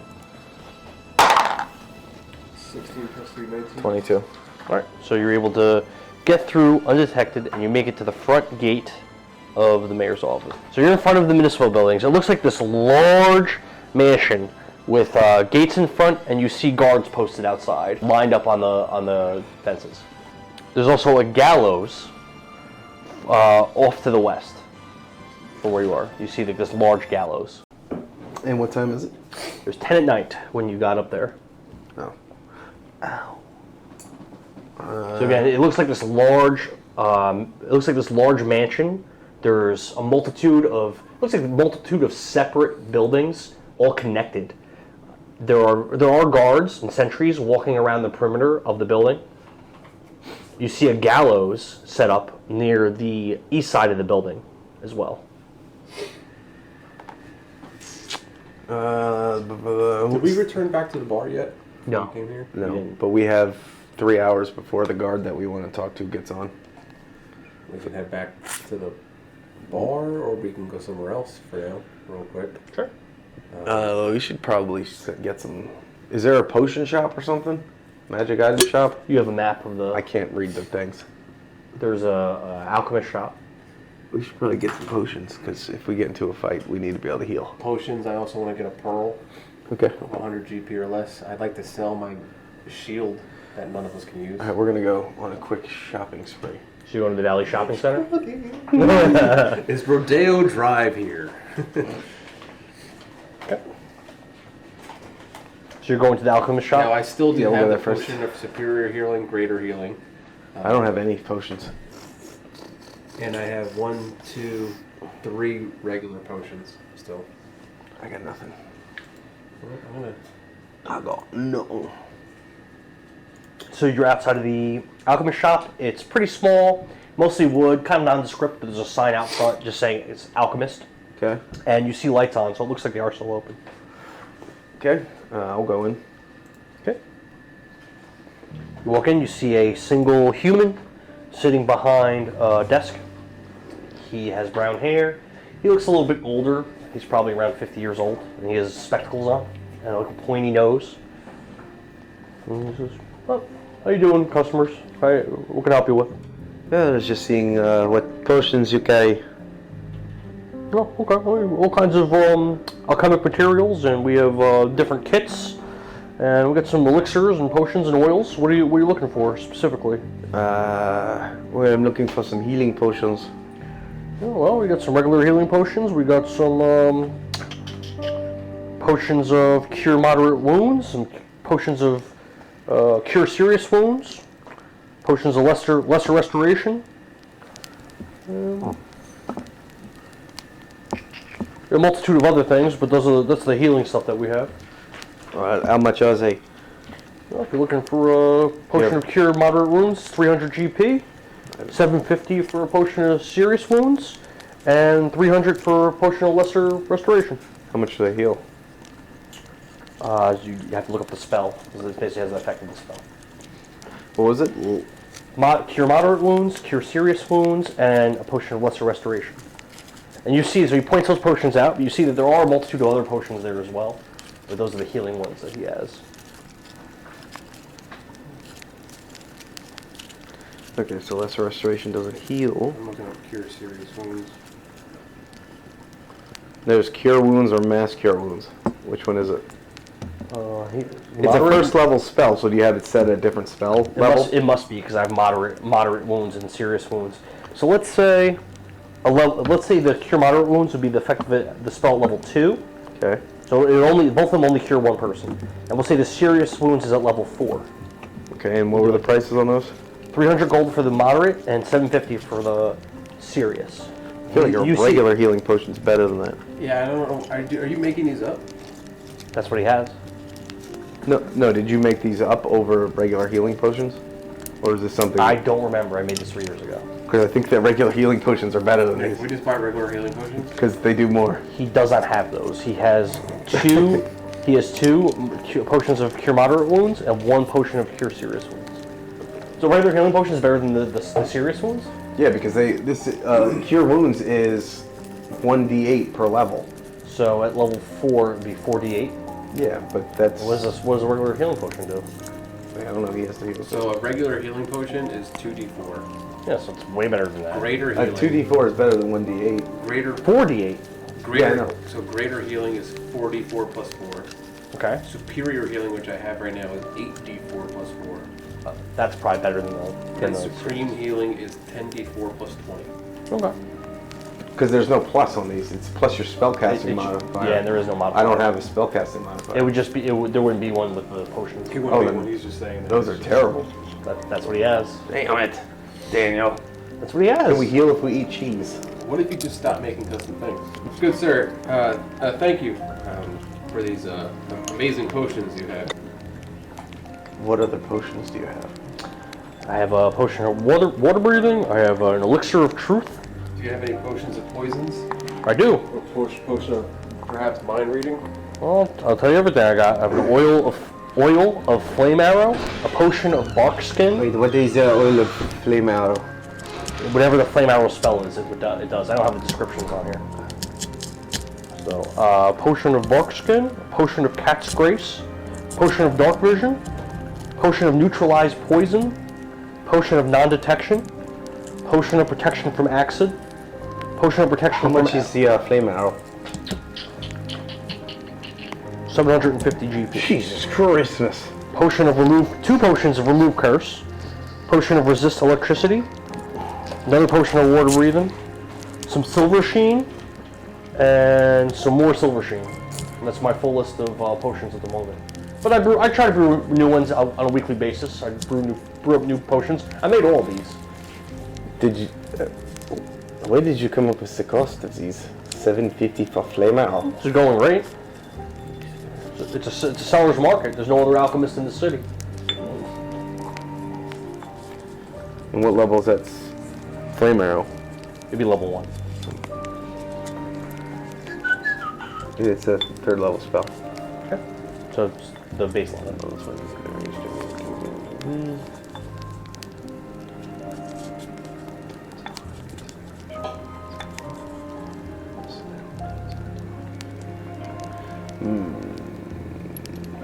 a lot of money. You have a lot of money. I know, but I'll probably forget I have it. So you said you had, just read the spells again, or the... Real quick. There's 2 potions of water breathing, elixir of truth, oil of flame arrow, potion of bark skin, potion of cat's grace. What's that? You'd have to look it up. It's in the DMG. Is it an actual potion? Yeah, Or is it's an actual thing. I didn't make it up. Potion of cure moderate wounds. I have 2 of those. Potion of cure serious wounds. Potion of dark vision. Potion of lesser restoration. Potion of neutralized poison. Potion of non-detection. What was that? A potion of cat's grace? Yes. Potion of protection from acid. Okay. Potion of protection from arrows. Potion of remove curse. 2 of those actually. Potion of resist electricity. And I have 2 separate vials of silver sheen. Cat's grace. Target has advantage on dexterity checks. And also doesn't take damage from falling 20 feet or less. Oh, that doesn't help me. Good sir, do you have the, I believe I already asked, but potion of mind reading, potion of poison, and you wouldn't by any chance have the potion of speed, would you? Don't have any of those things. I do have an elixir of truth. While it's not mind reading, you can compel someone to speak the truth if you make them drink it. Dan, can you read me off some of the other ones? Because I was like talking to the Domino's guys. Sure, there's 2 potions of water breathing. There's an elixir of truth, an oil of flame arrow, a potion of bark skin. I wrote +2 also. I don't know why. Potion of cat's grace. The 2 potions of cure moderate wounds. A potion of cure serious wounds. A potion of dark vision. a potion of lesser restoration, potion of neutralized poison, a potion of non-detection, a potion of protection from acid. How much is the non-detection? It is 750 GP. Okay. Potion of protection. I'm wondering if you're willing to barter. Possibly. I have this. I also have potion of protection from acid, potion of protection from arrows, potion of remove curse, potion of, two of those actually, potion of resist electricity, and 2 vials of silver sheen. What is that? You have to look it up. It looks like a viscous gray oil contained in a faceted flask etched with holy symbols. So it sounds like it's probably something good. Probably something you put on your weapon before you fight a vampire. How much is that? That is 250 GP a piece, and I have 2 of them. So Sorin is going to show him the arrow catching shield Okay. and wonder if he's interested in purchasing it. Let me examine that for a little bit. Does this have magical properties? Looks like It some does. kind of a artifact. It does. So Sorin's going to tell him that it is. I think it's a woundless item. Wondrous. Yeah. Yeah, I'd be willing to trade. So he looks over the arrow catching shield for a little bit. And he says, "Yeah, this is pretty fine craftsmanship, and it seems like it has some magical properties. I'd be willing to trade you this for any single potion that I have." I'm not going to make that trade. Okay. See, this arrow catching shield is its value depending on its. Sorin wouldn't know whatever you're about to say. What's that? Whatever you're about to say, Sorin wouldn't know. Yeah, it's worth like 5,000 GP. You wouldn't know. Yeah, that's meta. Yeah, I'm not gonna. I wouldn't do that anyway. So. All right. So what do you have in mind if you're not up to? I would like this item. 3! I mean, if you would like the item, Sorin's going to name his price, and he'll name it at 3,000 GP. Wow, that's that. I don't even have much gold on me to. All I really have to barter with is. Sorin will show him the chainmail and chainmail shirt that he has. Okay. They're both common items to see if he's interested in purchasing those. No, not Just really. regular armor? I'm not really interested in those kinds of armors. I'm more interested in magic items, though. Okay. If you don't want to trade for, like I said, I don't have a lot of gold on me, but if 1 potion wouldn't suffice, what do you think about 2? I think I'll just buy them at that price. Fair enough. So Sorin will ask. How about I give you 2 potions and the 100 gold that I have? How about Shut the fuck up! just buy what I want to buy, and then they go. Okay, fair enough. What would you like? So Sorin will ask him to go over the 2 potions of remove curse. There's 2 of them, yep. 750 apiece. Yeah, so I'll take both. Okay. I'll take both. So it's whatever that is. Yeah. 1,300 gold. How much money do you have? 11,000. Damn! Alright. Yep, so 1,300, please. Take the potion of the dark vision. Okay, and that would be an additional 300 GP. Okay, so how much? So that'd be 1,600 total. Or you can just give me that shield and another 200 gold and we'll call it even. No, I think this will do fine. Thank you. Are you able to identify magical items? I can.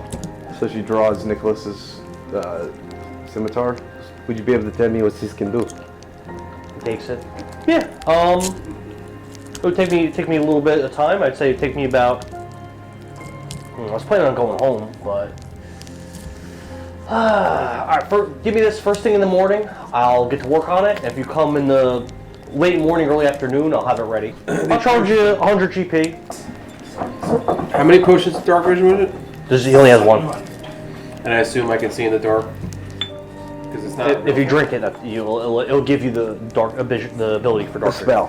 For how long? However The long. spell lasts for 8 hours.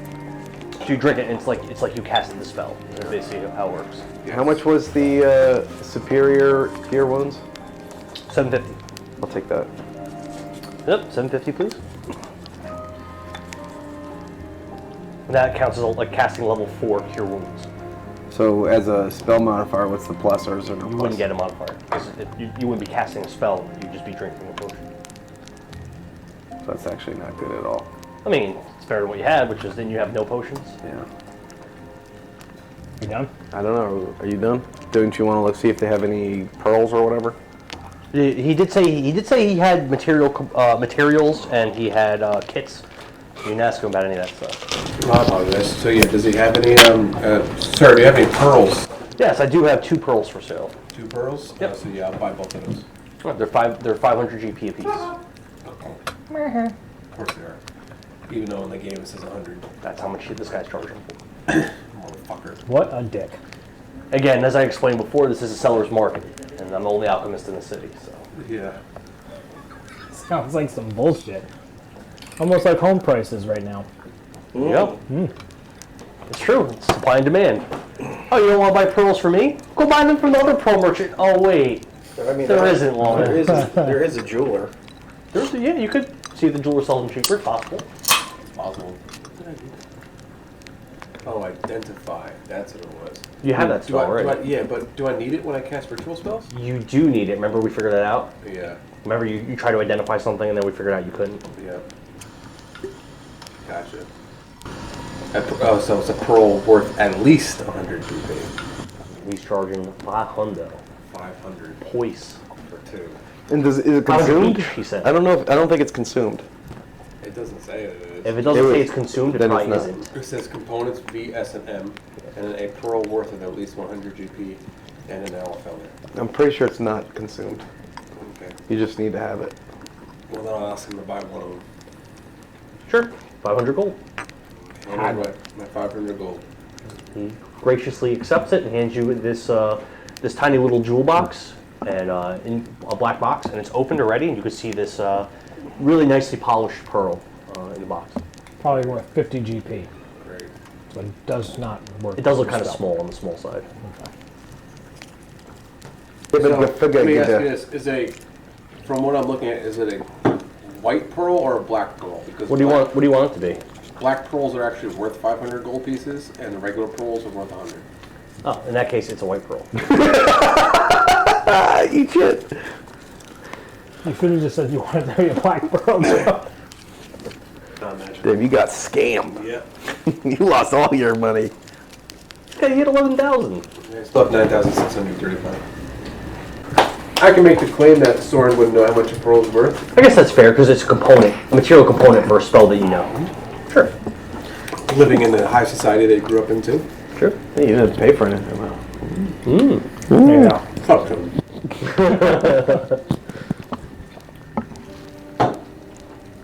How old is Sorin? 25. That's something like that. 20s. He was a little kid in their one shot, so.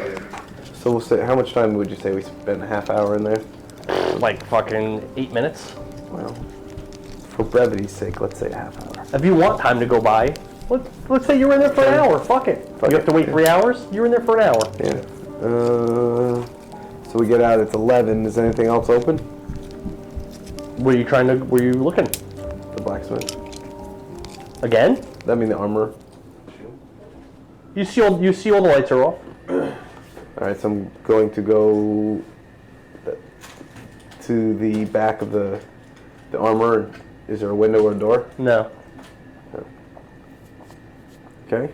So I'll go back to the front and just knock on the window. Okay. You hear some muffled noises and then nothing. It sounds like it sounds like there's somebody in there. Near the front. I'll knock again, and I'm standing in plain view of the window. Okay. Oh, you have dark vision? Yeah. Okay. You could see through the window. But it seems like the room's like fairly empty. It looks like a lot of the weapons that were in there are gone, but a lot of the armor is still there. Looks like it's still up on the walls. And you see this dwarf just standing in the back of the room, not moving, just standing there, that you don't recognize. Isn't that where McLean is? Hmm? And the lights are off. Well, they mentioned a dwarf last time. And he's just standing there ominously? He's just standing there, not moving. Standing there, like he's waiting. Okay, I guess he's not there. Yeah, anything you need to do, Sorin? We still have 2 hours. What time of night is it? 11. It's 11 at night. And what time did I say? Did I say 12 or 1? 1 to 4. 1 to 4. Okay. Perhaps we just head back to the bar at this point. Because that guy that might still be in there, too. Which guy? the guy. Oh, your blood mist friend. Yeah. Right. So we'll go back to the bar, Lorgan's. Sure. You walk in the bar and you see that Galloway is in there with his orc friends, sitting at the table, all the blood mist colors. You also see that the two individuals that had the marijuana leaf symbol are still in there, and also the orange and blue ninja guys are still in there. What does your character look like? And remember, Vekni would recognize you. Okay. Is he Tassel? He didn't tell me what his name is. Malikos. His name is Malikos, and you recognize him because he looks like About 6 feet tall. How tall is Vekni? 5'3". No, 6 feet tall. Slender, toned, not like anything crazy. But he's got long flowing hair. His eyes are bright blue, brown. And Is it blue or brown? Or one of each? Bright blue, brown hair. A very thin beard. And Like wispy or just like stubble, but it's like the stubble that you're like, man, that looks good. You're just sitting at the bar, just he's human? having a drink. He is a human, yes. What's he wearing? nothing at all? Cloak. Brown? So probably brownish black blue A brownish black blue cloak. with red. I can't really picture red. that, but okay. So what color is the cloak? Yes. Rainbow. It's still It's a rainbow, but it's also dark. So you guys walk in and you stealth see him purposes. sitting there, as well as Blood Mist, the marijuana leaf table, and the orange and blue ninja table. How does Vekni know Malkos? Because he was part of the Golden Tusk fleet. He's a pirate. He was a pirate. Yeah, Are we we doing fought this together first, for a little Yeah, bit. let's do that first. Whatever you guys want to Are do. you ready? Yeah. You guys choose who you're going to go talk to.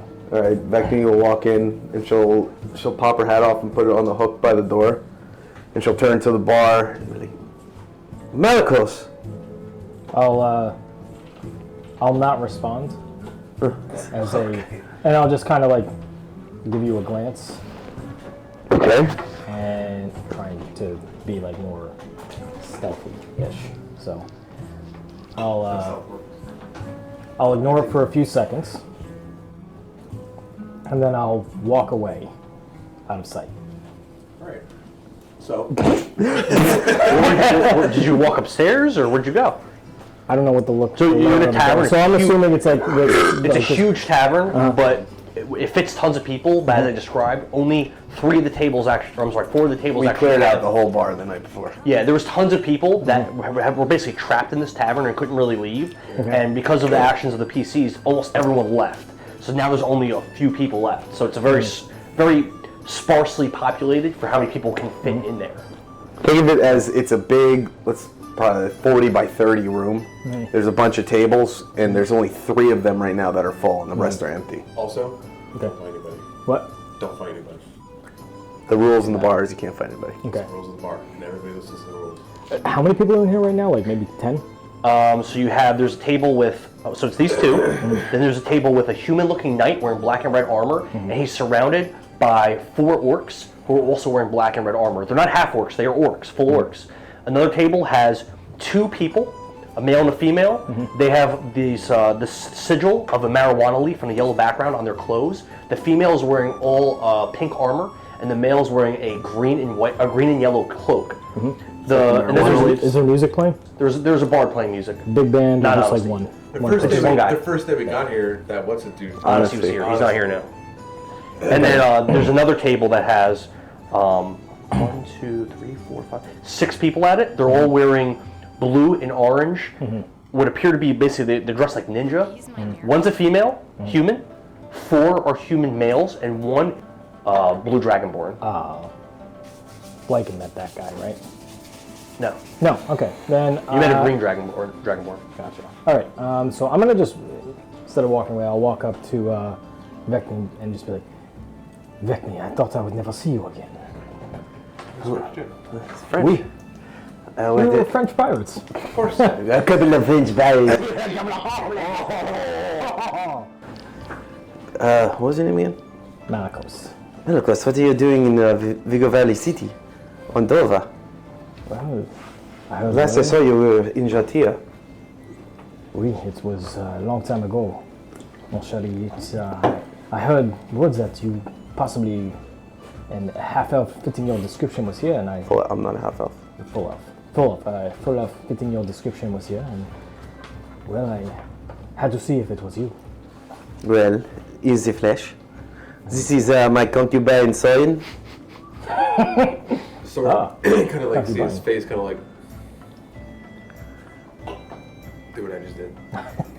I'll reach my hand out to you and be like, Sorin, it is nice to meet you. Sorin will put his hand out. I'm gonna just like lean in to kiss it, and I'll kiss the hand. Like, Accepts it. When you lean down to kiss his hand, you observe he has this this ring, and the ring has this gray. It's like almost looks like a sigil on the ring. It's got this gray background, and there is a very finely, almost like it's diamond encrusted, this white rose. White rose? Yeah.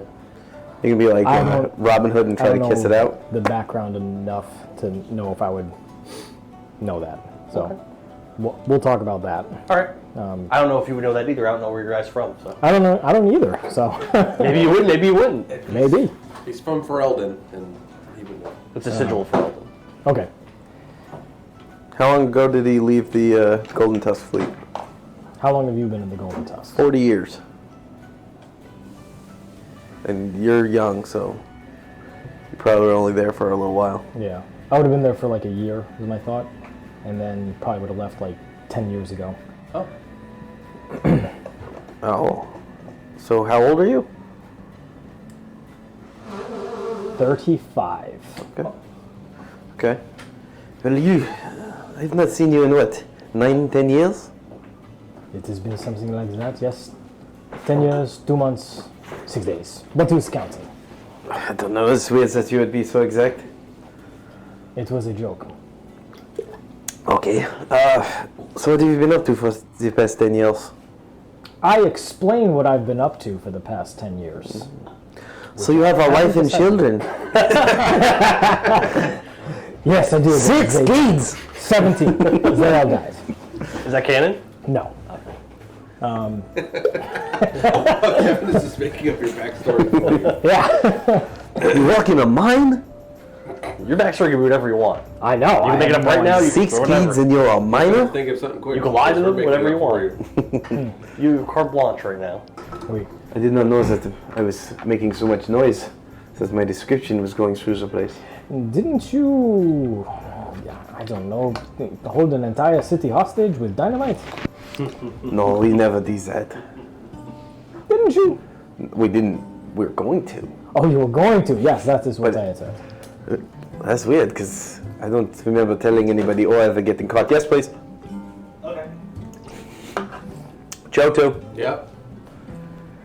Well, it's good to see you. It is good to see you. You have aged very well for a human.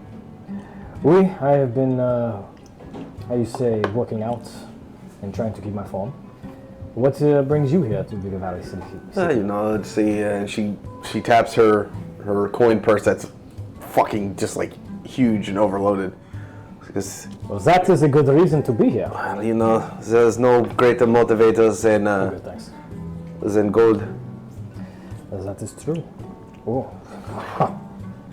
How did you make that much? Gambling. Gambling. You were never a very good liar, Vekni. I'm not lying. Oh, wait. Really? Dan made a gambling game in Joe and I exploited the fuck. Get a lot of money really quick. I made a mistake in making it, where there was a surefire way to get money, and they just kept playing all night. Max bets. Yep. It's true. It's my fault, but I'm not gonna change the rules because I fucked up. So. It's just those tieflings were too stupid to figure it out. Well, they're all dead. Are they? Yeah, Oh, one of them's still alive. If you wouldn't mind, would you show me how you made so much? She'll tell you. And then she'll tell you a little bit about what we did the night earlier in the day in the sewers. Leaving out details that could get us in trouble. I don't say who we killed or anything particular. What do you actually say? She says Don legitimately doesn't know. So. that we went through the source and there were some brigands down there, and we dispatched them and collected some bounties. Ah, some bounties. Yes, I've been looking at some of the bounties that I see in the city. There are a lot, and we've taken out quite a few. But could you use, is it just the two of you traveling? Yes, me and my concubine. And again, you just see Sorin just. Do you have many concubines, or is this your only concubine? For now, he's it. For now, I see. Where would you... No, he is not my concubine, he is my partner. Oh, your partner? Oui. Oh, very nice. Not If you as- wouldn't mind an extra friend, then I would be happy to join you. I do not mind, and I would like to see what you have learned over the years. Ha. Well, that would be fun. I would like to see what I have learned as well. Sorin, can you identify this? And she pulls out the orange sword. I thought you left it with the armor. I never even saw the armor. Or the alchemist, I'm sorry. No, not for 100 gold when he could just do it. Yeah. So now that he has a 500 GP pearl worth at least 100 GP, so he's going to ritual cast Identify. It's going to take 11 minutes. And I will order a drink and food for Sorin and myself. Lorian isn't as busy as he usually is, and he's able to get it to you really quickly. Figured. When you're done, you learn that, so again, it's a blood red, I'm not sending you this yet, so you learn it's a blood red scimitar with a very intimidating looking serrated blade. It adds +1 damage and +1 to hit, and requires attunement. It's a +1 sword that requires attunement. It is a +1 sword, it requires attunement, it is blood red, and it's a serrated, very, very intimidating looking blade. Old school. But hey, +1 is +1. Yeah. Is it a magical sword? Mm-hmm. Yeah, it requires attunement. It is magical. Does it do magic damage? Or does it do slashing? It would do magic damage. That's big chance. Yes, you can. Yeah, I know, but I get the next level. And it takes, what, an hour to attune? Well, while we're sitting here, I'll attune to it. Sure. Oh, I can't use it anyway, never mind. Why? It's not a simple weapon. I can't use You it. have a sword already. It's a short sword. Yeah, like 12:30, I think we can head out. Well, I want to talk to that guy. Which one? Oh. Well, we can say past, sure. So what's his name? Sir Galloway. Sir Galloway. He's the one he was in love with. Not love. He saw Rochambeau. Rochambeau. He wanted to get with her, but he knows she was dating Ser Deej. He asked you to kill him, and you did. So I'm going to go up to, I'm going to walk away from the bar and very eccentric. I'm going to throw my hands up. Sir Galloway, it's good to see you again. He pops up from his chair. Oh, Sorin, good to see you again. I did what you told me to do. That's wonderful. I did what you asked as well. And he's going to take his cuff and roll it up. And he's going to show him Deej's bracelets. No shit! You killed that dude? Easy, easy. Fuck him! Yeah, you don't know who's listening. He goes over, tries to give you a handshake. Sort of, and they'll do that from Predator. That's what I was thinking in my head. Yep. And he tenses his arm. He's armor, so you can't see your bicep or anything. But He doesn't have armor. You don't say anything. Yeah. I know you said you didn't want gold, but I got a gift for you. What do you got, sir? There's this really, really cool saddle that I've been using for my horse for a while. It's real special. I'm always worried people are going to try to steal it. So I got my boy over at the mercenary recruiting office. He holds it for me when I'm not using my horse. Mercenary recruiting office. Yeah, there's one here. Is there? Yeah. Why don't you just have it? Tell him I sent you. I already advised him if you go over there, tell him that I sent you, that he can hand it over. So go over there, tell him I sent you over there. You can have the saddle. It's special. All right, we'll sort of reach out his hand and thank him for his kindness. I really appreciate it. Now I can bang that shit. Well, Sorin's going to ask him. Sorin's going to ask him, please. Whatever you do, don't tell anyone that he's dead. No. Well, she's got to find out eventually. Otherwise, I'm trying to get with her. We could start with maybe missing. All right. Okay. And Where'd you leave his body? It's in the sewers. Nice. Oh, just like we talked about. Yes. Well, I'm sure the assassins will find his body eventually. So Sorin's going to roll his sleeves down, covering the bracelets, and he's going to to tell him too. Just make sure you don't talk about the bracelets. Yeah, you should probably keep those hidden because a lot of people know he wears those. Yeah, so they're covered. They're covered now. All right. I can't believe he did it. Pumped. Anything to help you out.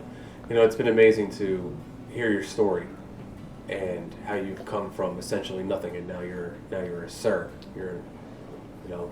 I started at the bottom. Now I'm here. Exactly, and I want to get you even higher. So, my acquaintances, Vekni and Malikos, we're going to be heading to the mayor's office shortly. Okay. I'd love it if you could join us. No, we're trying to break the guy that he got locked up, out. We're not meeting the mayor? No, it's midnight, dude. Oh, yeah. Okay, we're going to scratch that. So, are we going to see the mayor at least? I mean, we could, but not right now. How long do you plan on staying in here for? Like I said, I took your advice. I went over to the mayor's office. I spoke with him earlier. We talked about me possibly joining Forte, serve under him, and you know he didn't say definitely yes, but he was open to the idea of it. He said as long as I can keep doing good service for Forte, he might consider putting me on full time, giving me a position in the group. Perhaps you can tell them you've heard word that Perhaps you can tell them eventually, not the second, but you've heard rumor that Deej was killed by the clad group. You think I don't think he'd be happy about that. Deej kind of works for him. He'd probably be pissed. I'll just tell him that I look forward to seeing him move up within the ranks, and then I'm going to continue to do everything I can to make sure he gets there. I appreciate that. So, Thank you. as he's talking to Blood Mist, I'm going to talk to Malikos. Like, Malikos, do you know the sigil on that man back there? Which one? The Blood Mist sigil? How familiar would you be with Dovah? Did you come into Dovah looking for Vekni? I probably would have been in Head Dovah, straight like, here? for a couple. I think I would have been in Dovah for a couple of years. A couple years? Yeah. Oh. Well, then you would be familiar with Blood Mist. You would know that they're a group of brigands, rapists, murderers, and they sell children into sex slavery. You'd be familiar with that. I'm aware of them. They're very evil. I'm aware of them. And you know their leader's name is Lord Craven, and that he uses disguises. What do So, you want to know? well, there was a group of them outside of Queensgate, so you're familiar with the area.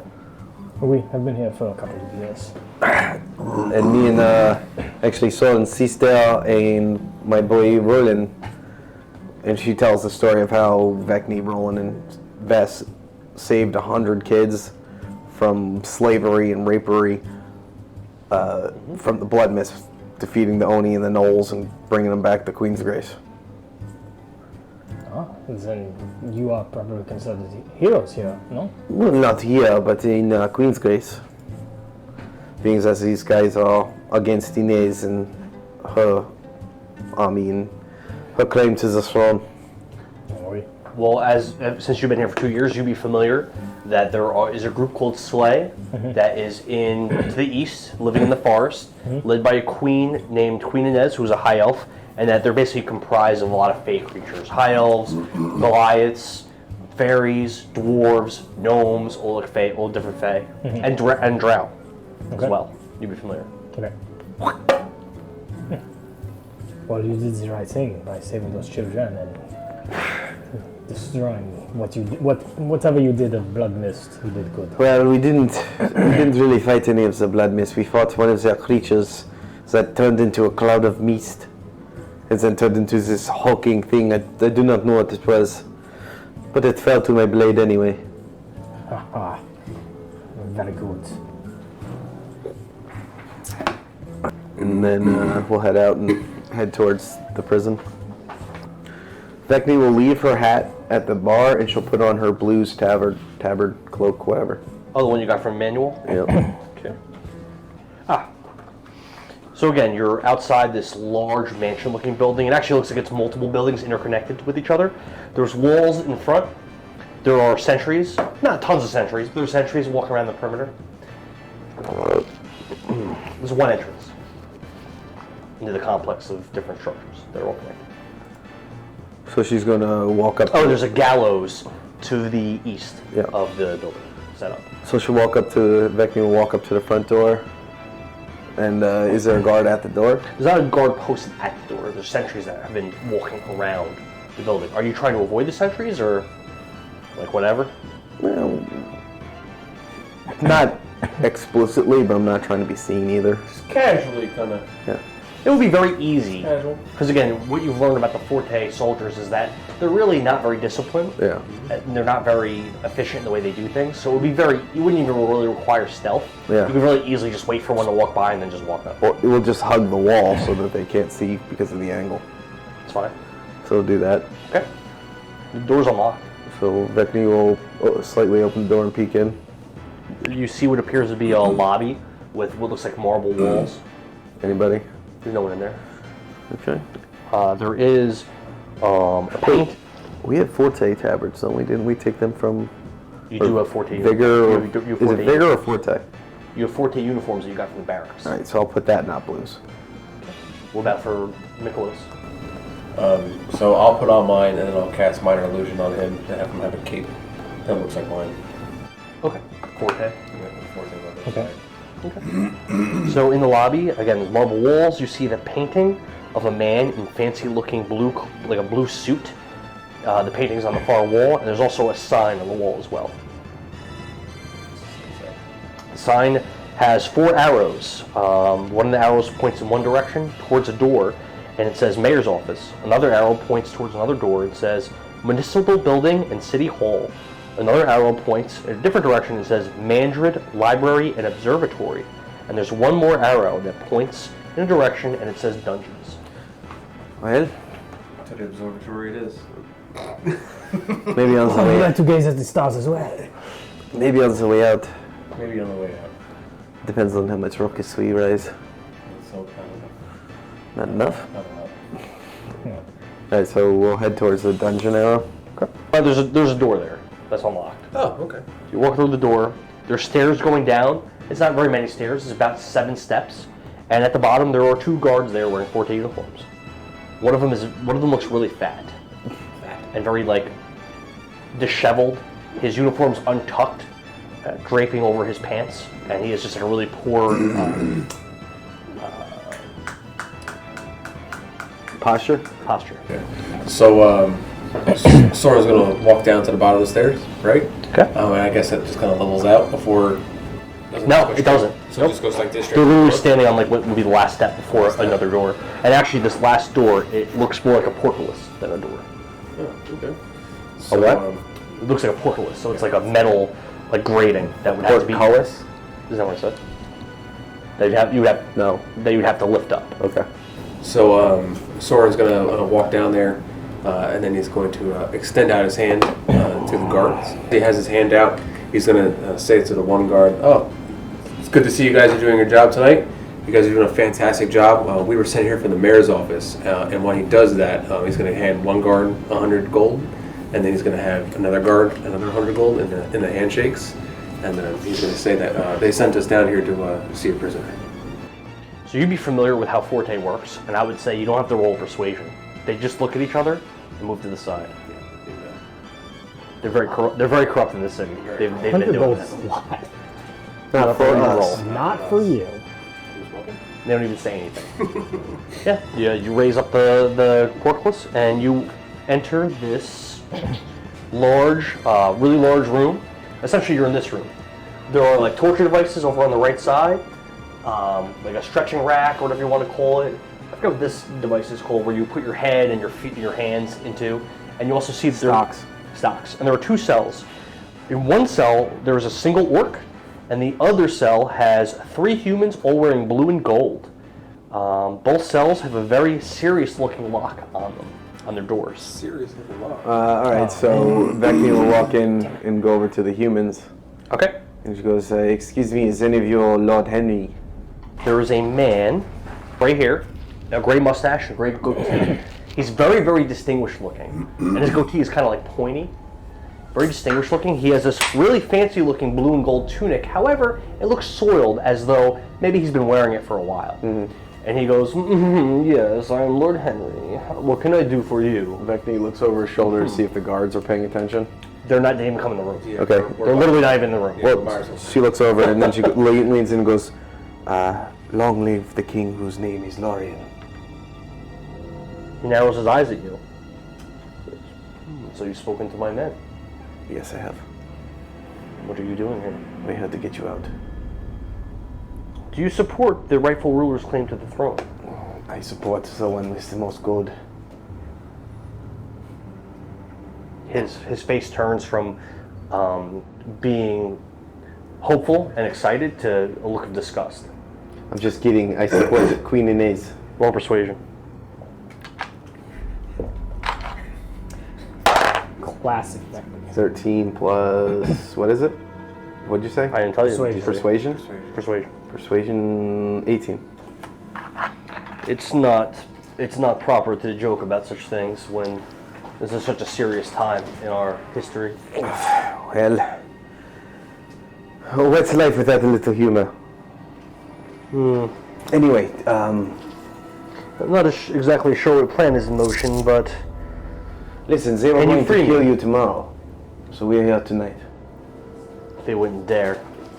They That coward Mayor Shroud plans on executing me? No listen. way. I don't know what you know, but the last couple of days in this city have been very hectic. Explain yourself, please. She explains about the explosions in the residential. Frank Mandrick was killed. Sorin was showing the bar bracelets. He points to the bracelets. And the man? Well, he is in the soils rotting at the moment. Just the two of you did this? Of course. I'm invisible. And what about you? Who are you? Oh, my name is Marcos. I did not help with that, unfortunately. Sorry, we've been playing D&D for a while, just the two of us. Who do you support to be placed on the throne in the kingdom of Dovah? Queen Inez is as good of a leader as I think I've come across in my travels of Dovah. Queen Inez. Cordova on the throne makes sense, I suppose, as long as Prince Lorian sits beside her. I suppose it's fine. Well, why do you keep calling him Prince? Shouldn't you be calling him King? Once he has the throne, we will call him king. That's fair enough. I've also been sent here from, I forget that girl's name, in the restaurant. Dakar? Oh, the princess. Oh, Princess Tyrus. Princess Tyrus. You spoke with the princess. I have. She's visited me here. That poor girl is a prisoner of her own. She's going through a lot. She's going through a lot. Alright, hold on and let's just get you out. Who else is with you in the cell? Well, these are my subordinates, Edgerin and One Reaper. They were captured when I was. As Sorin, You see, as Sorin's talking to him, Vekni's going to start looking around for keys. what did you ask? Who are these people? So you see a man who looks like You look like he a is probably man. he looks very fierce, like he's some kind of warrior, very young, low 20s. And another man is shirtless. He's a very, very short, buzzed haircut, and he's covered in ink, covered in tattoos, even on his face. Then I'll cast Ritual Cast Identify on the lock. Okay. To see if it has any magical properties at all. It does. Yeah. You learn that it has magical properties, and it is trapped, and it requires a special key. Alright, well it takes 11 minutes for that, so. Okay. Vekni, what'd you ask? Looking for a key. Okay. You can roll an investigation to check the room.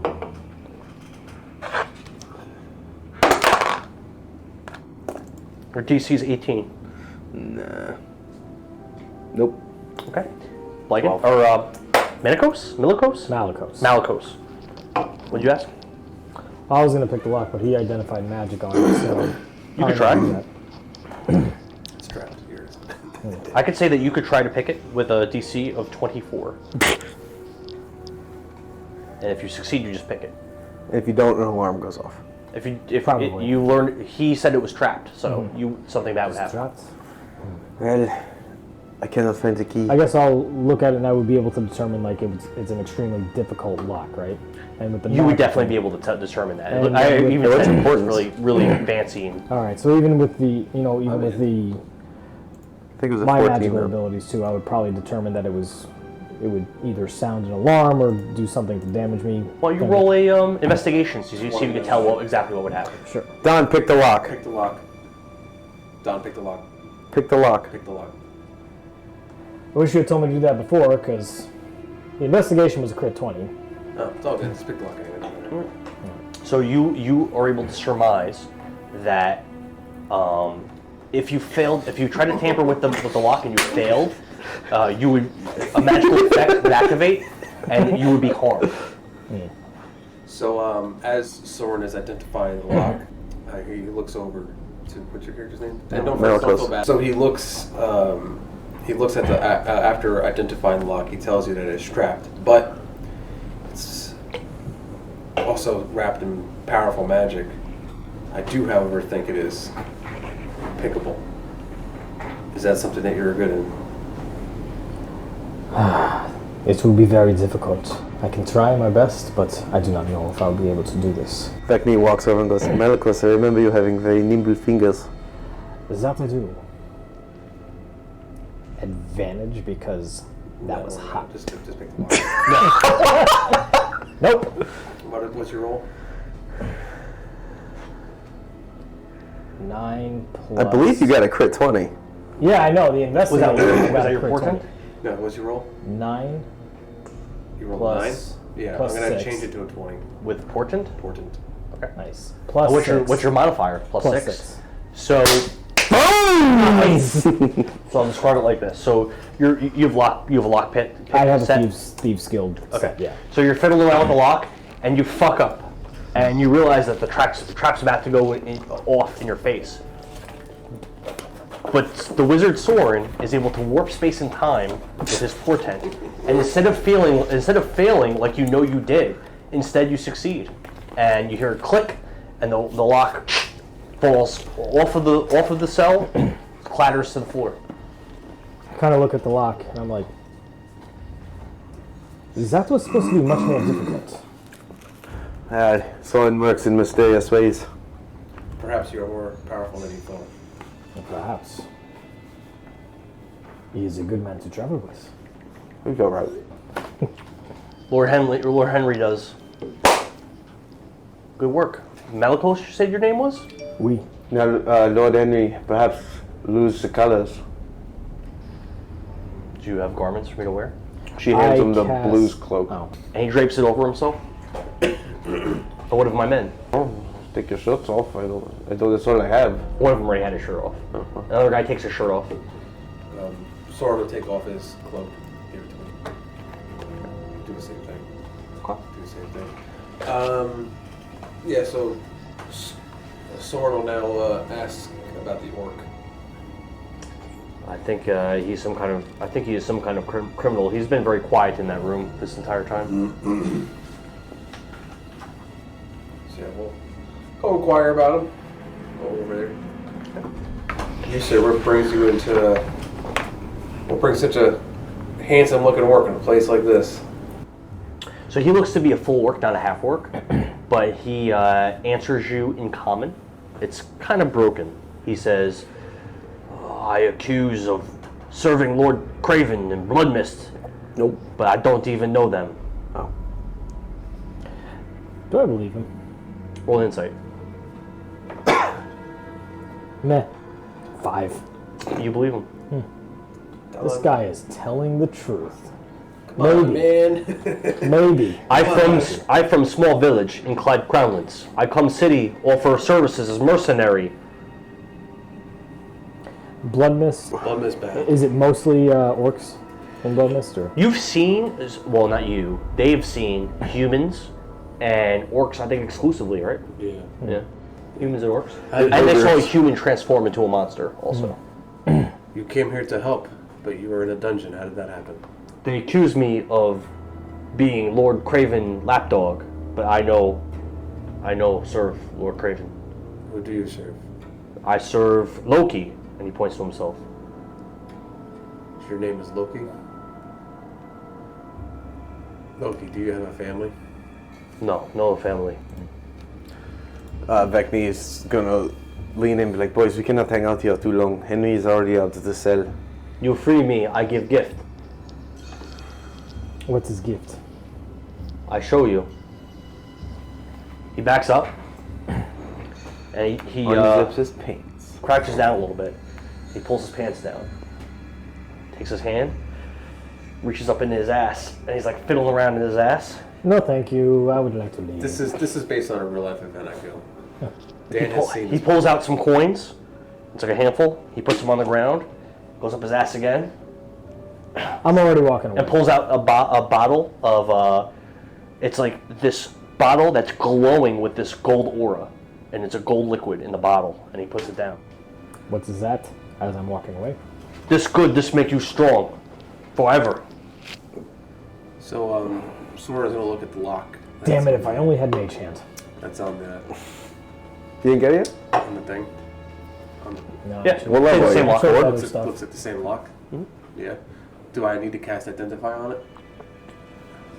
You don't need to. We You don't could have sur- time you for could that. surmise it's the same kind of lock. It looks identical to the other one that Malikos picked.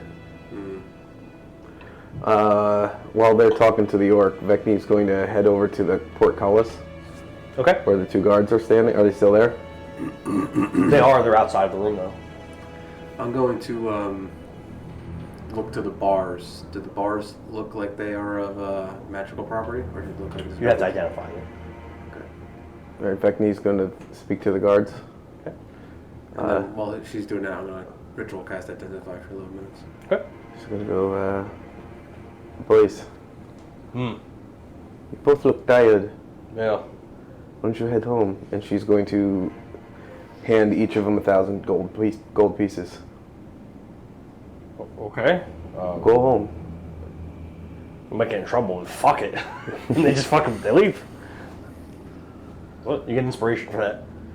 Fucking right, dude. Just fucking bounce. No roll. No. They're very corrupt in this city. Though. Yeah. Yeah. It's been well established. And then Not the she, best soldiers. as the guards are leaving, she leans back and goes, "The time is now. What are you doing, Zaswan?" Ritual casting on the identifying the bars to see if they are magical property. Well, the lock looks exactly the same as the other one. I know. I want to know if the bars are magical. Lord Henry is watching Sorin doing this, and he goes, "Young man, if you want to open this one as well, the mayor is the only one with the key. Come on, we don't have Or your friend time. could try to pick the lock again." I'm not doing that again. We're not doing that. Becky's standing at the front door. He's like, "Guys, we got to go." I believe he usually is by himself, just with his bodyguard.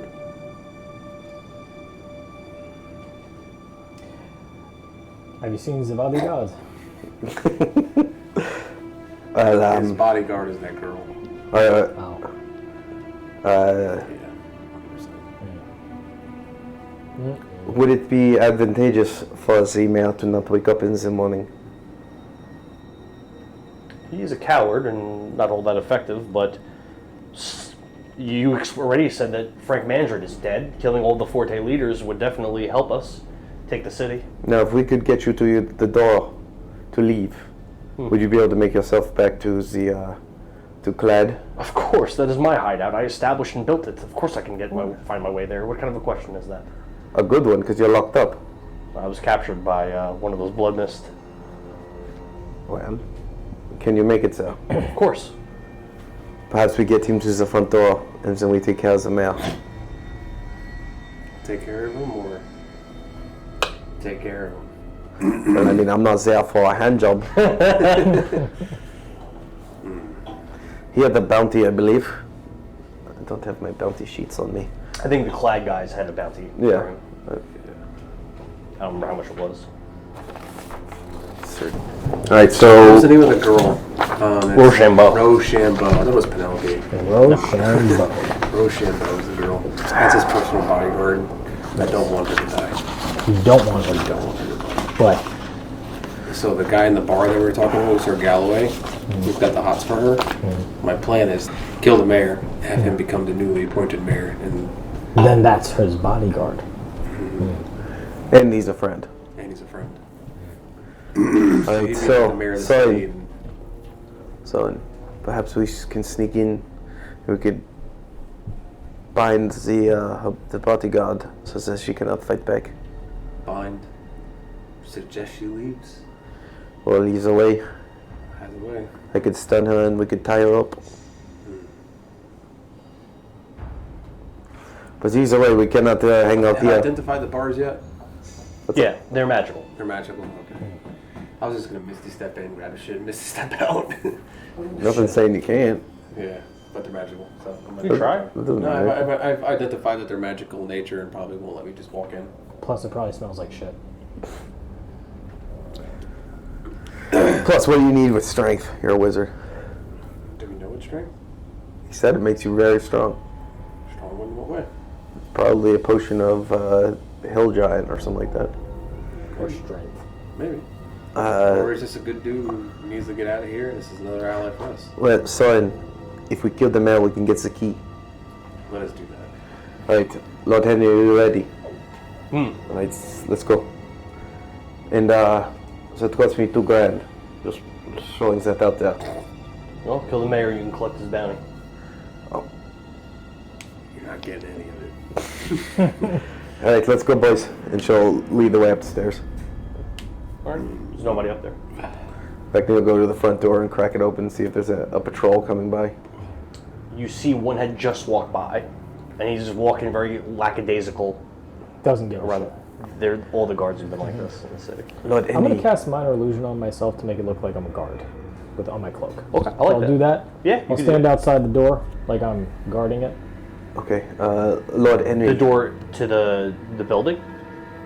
Yeah, if isn't that where we are, like right outside the building. There was no guard posted there. There was no guard posted. I'm going to. The patrol is always They already in the same passed. direction. There's a few patrols, but it's a pretty large multi-structures connected as one, and there's only Lord two Henry. guards, so it takes them a pretty long time to do laps. Oh, around. all right. Then. Yeah. Hunter. Like, okay, go. You probably got paid off. Probably.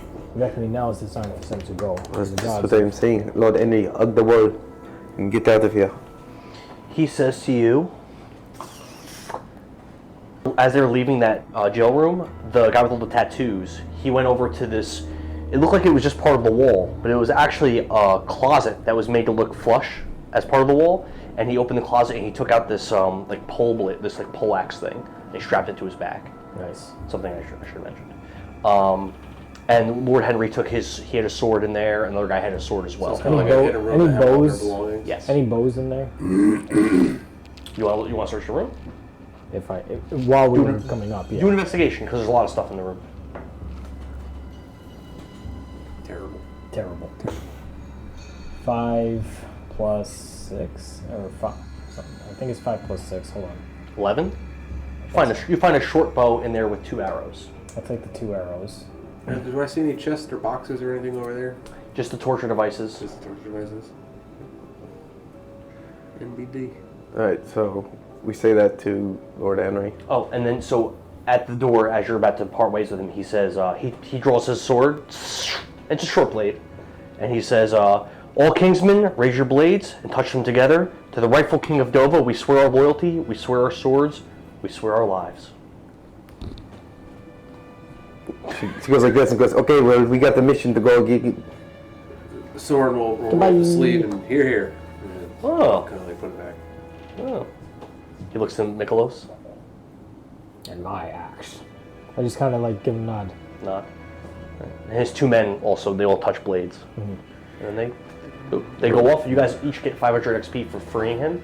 Neat. But that's pretty, Oh man, we would have got more if Don wasn't here. My bad. They walk off into the night. So we look at the sign again to point to the mayor's office. Okay. And Vekni's like, "Are you boys ready? We got to make this quick." Ready as I'll ever be. Alright, so she starts hustling towards the mayor's office. The door looks pretty plain. It's not really, there's no like label on it So or anything. before we get to the door, I apologize. Did we have to walk down a hallway? Or It's a very short hallway. a very short hallway. And did we have to go upstairs? This particular room doesn't have stairs to get up it. It's just straight ahead. So it's just straight ahead? Yep. Okay. Do you mind if I ritual cast something again real quick for 11 minutes? We can't just hang out in their fucking base and while you cast rituals. I was going to cast Alarm. Don't have to do it ritually. I'm not using a first level spell slot for it. we can't just like hang out. Yeah, that's fine. It's all good. It's all good. Yeah, but I'm not using a first level spell slot for alarm.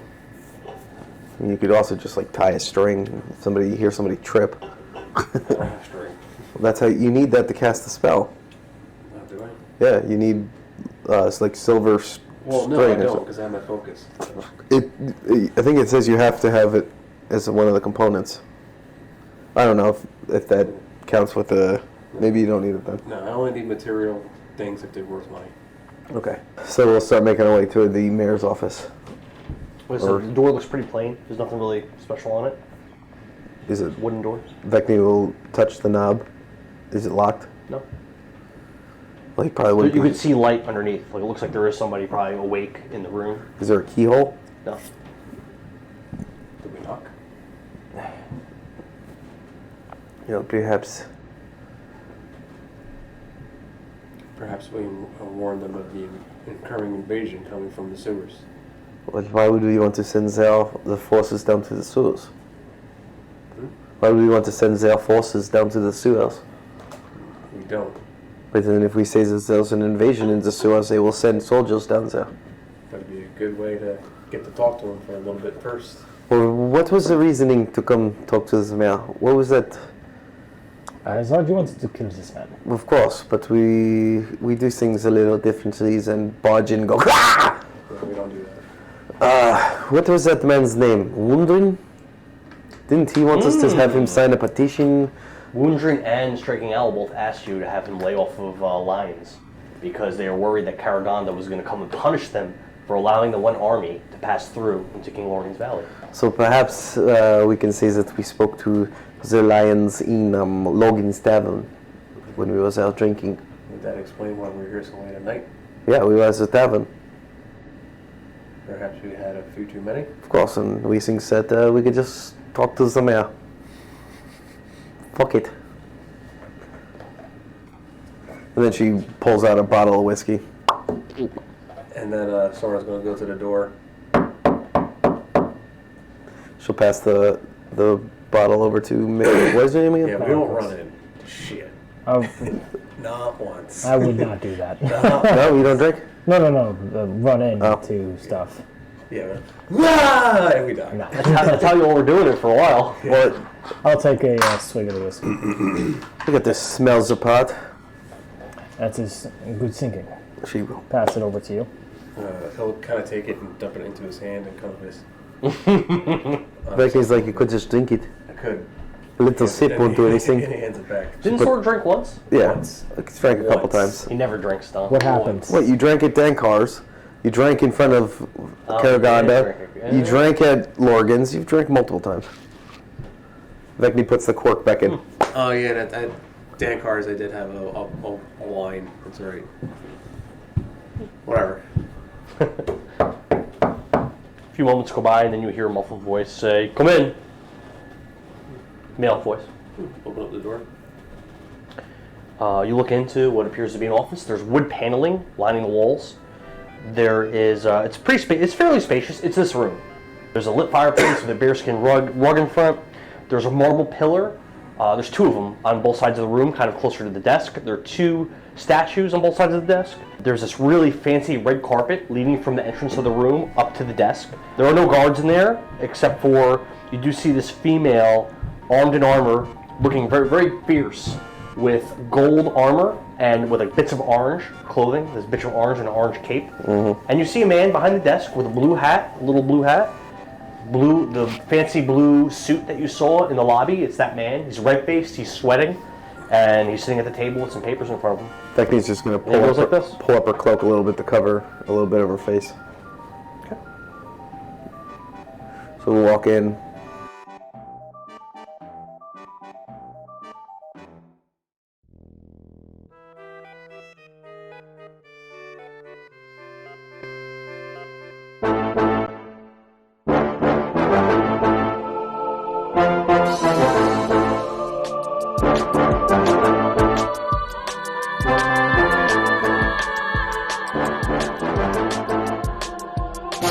Thanks for watching this episode of Power Word Nerd. Be sure to follow us on all social media sites.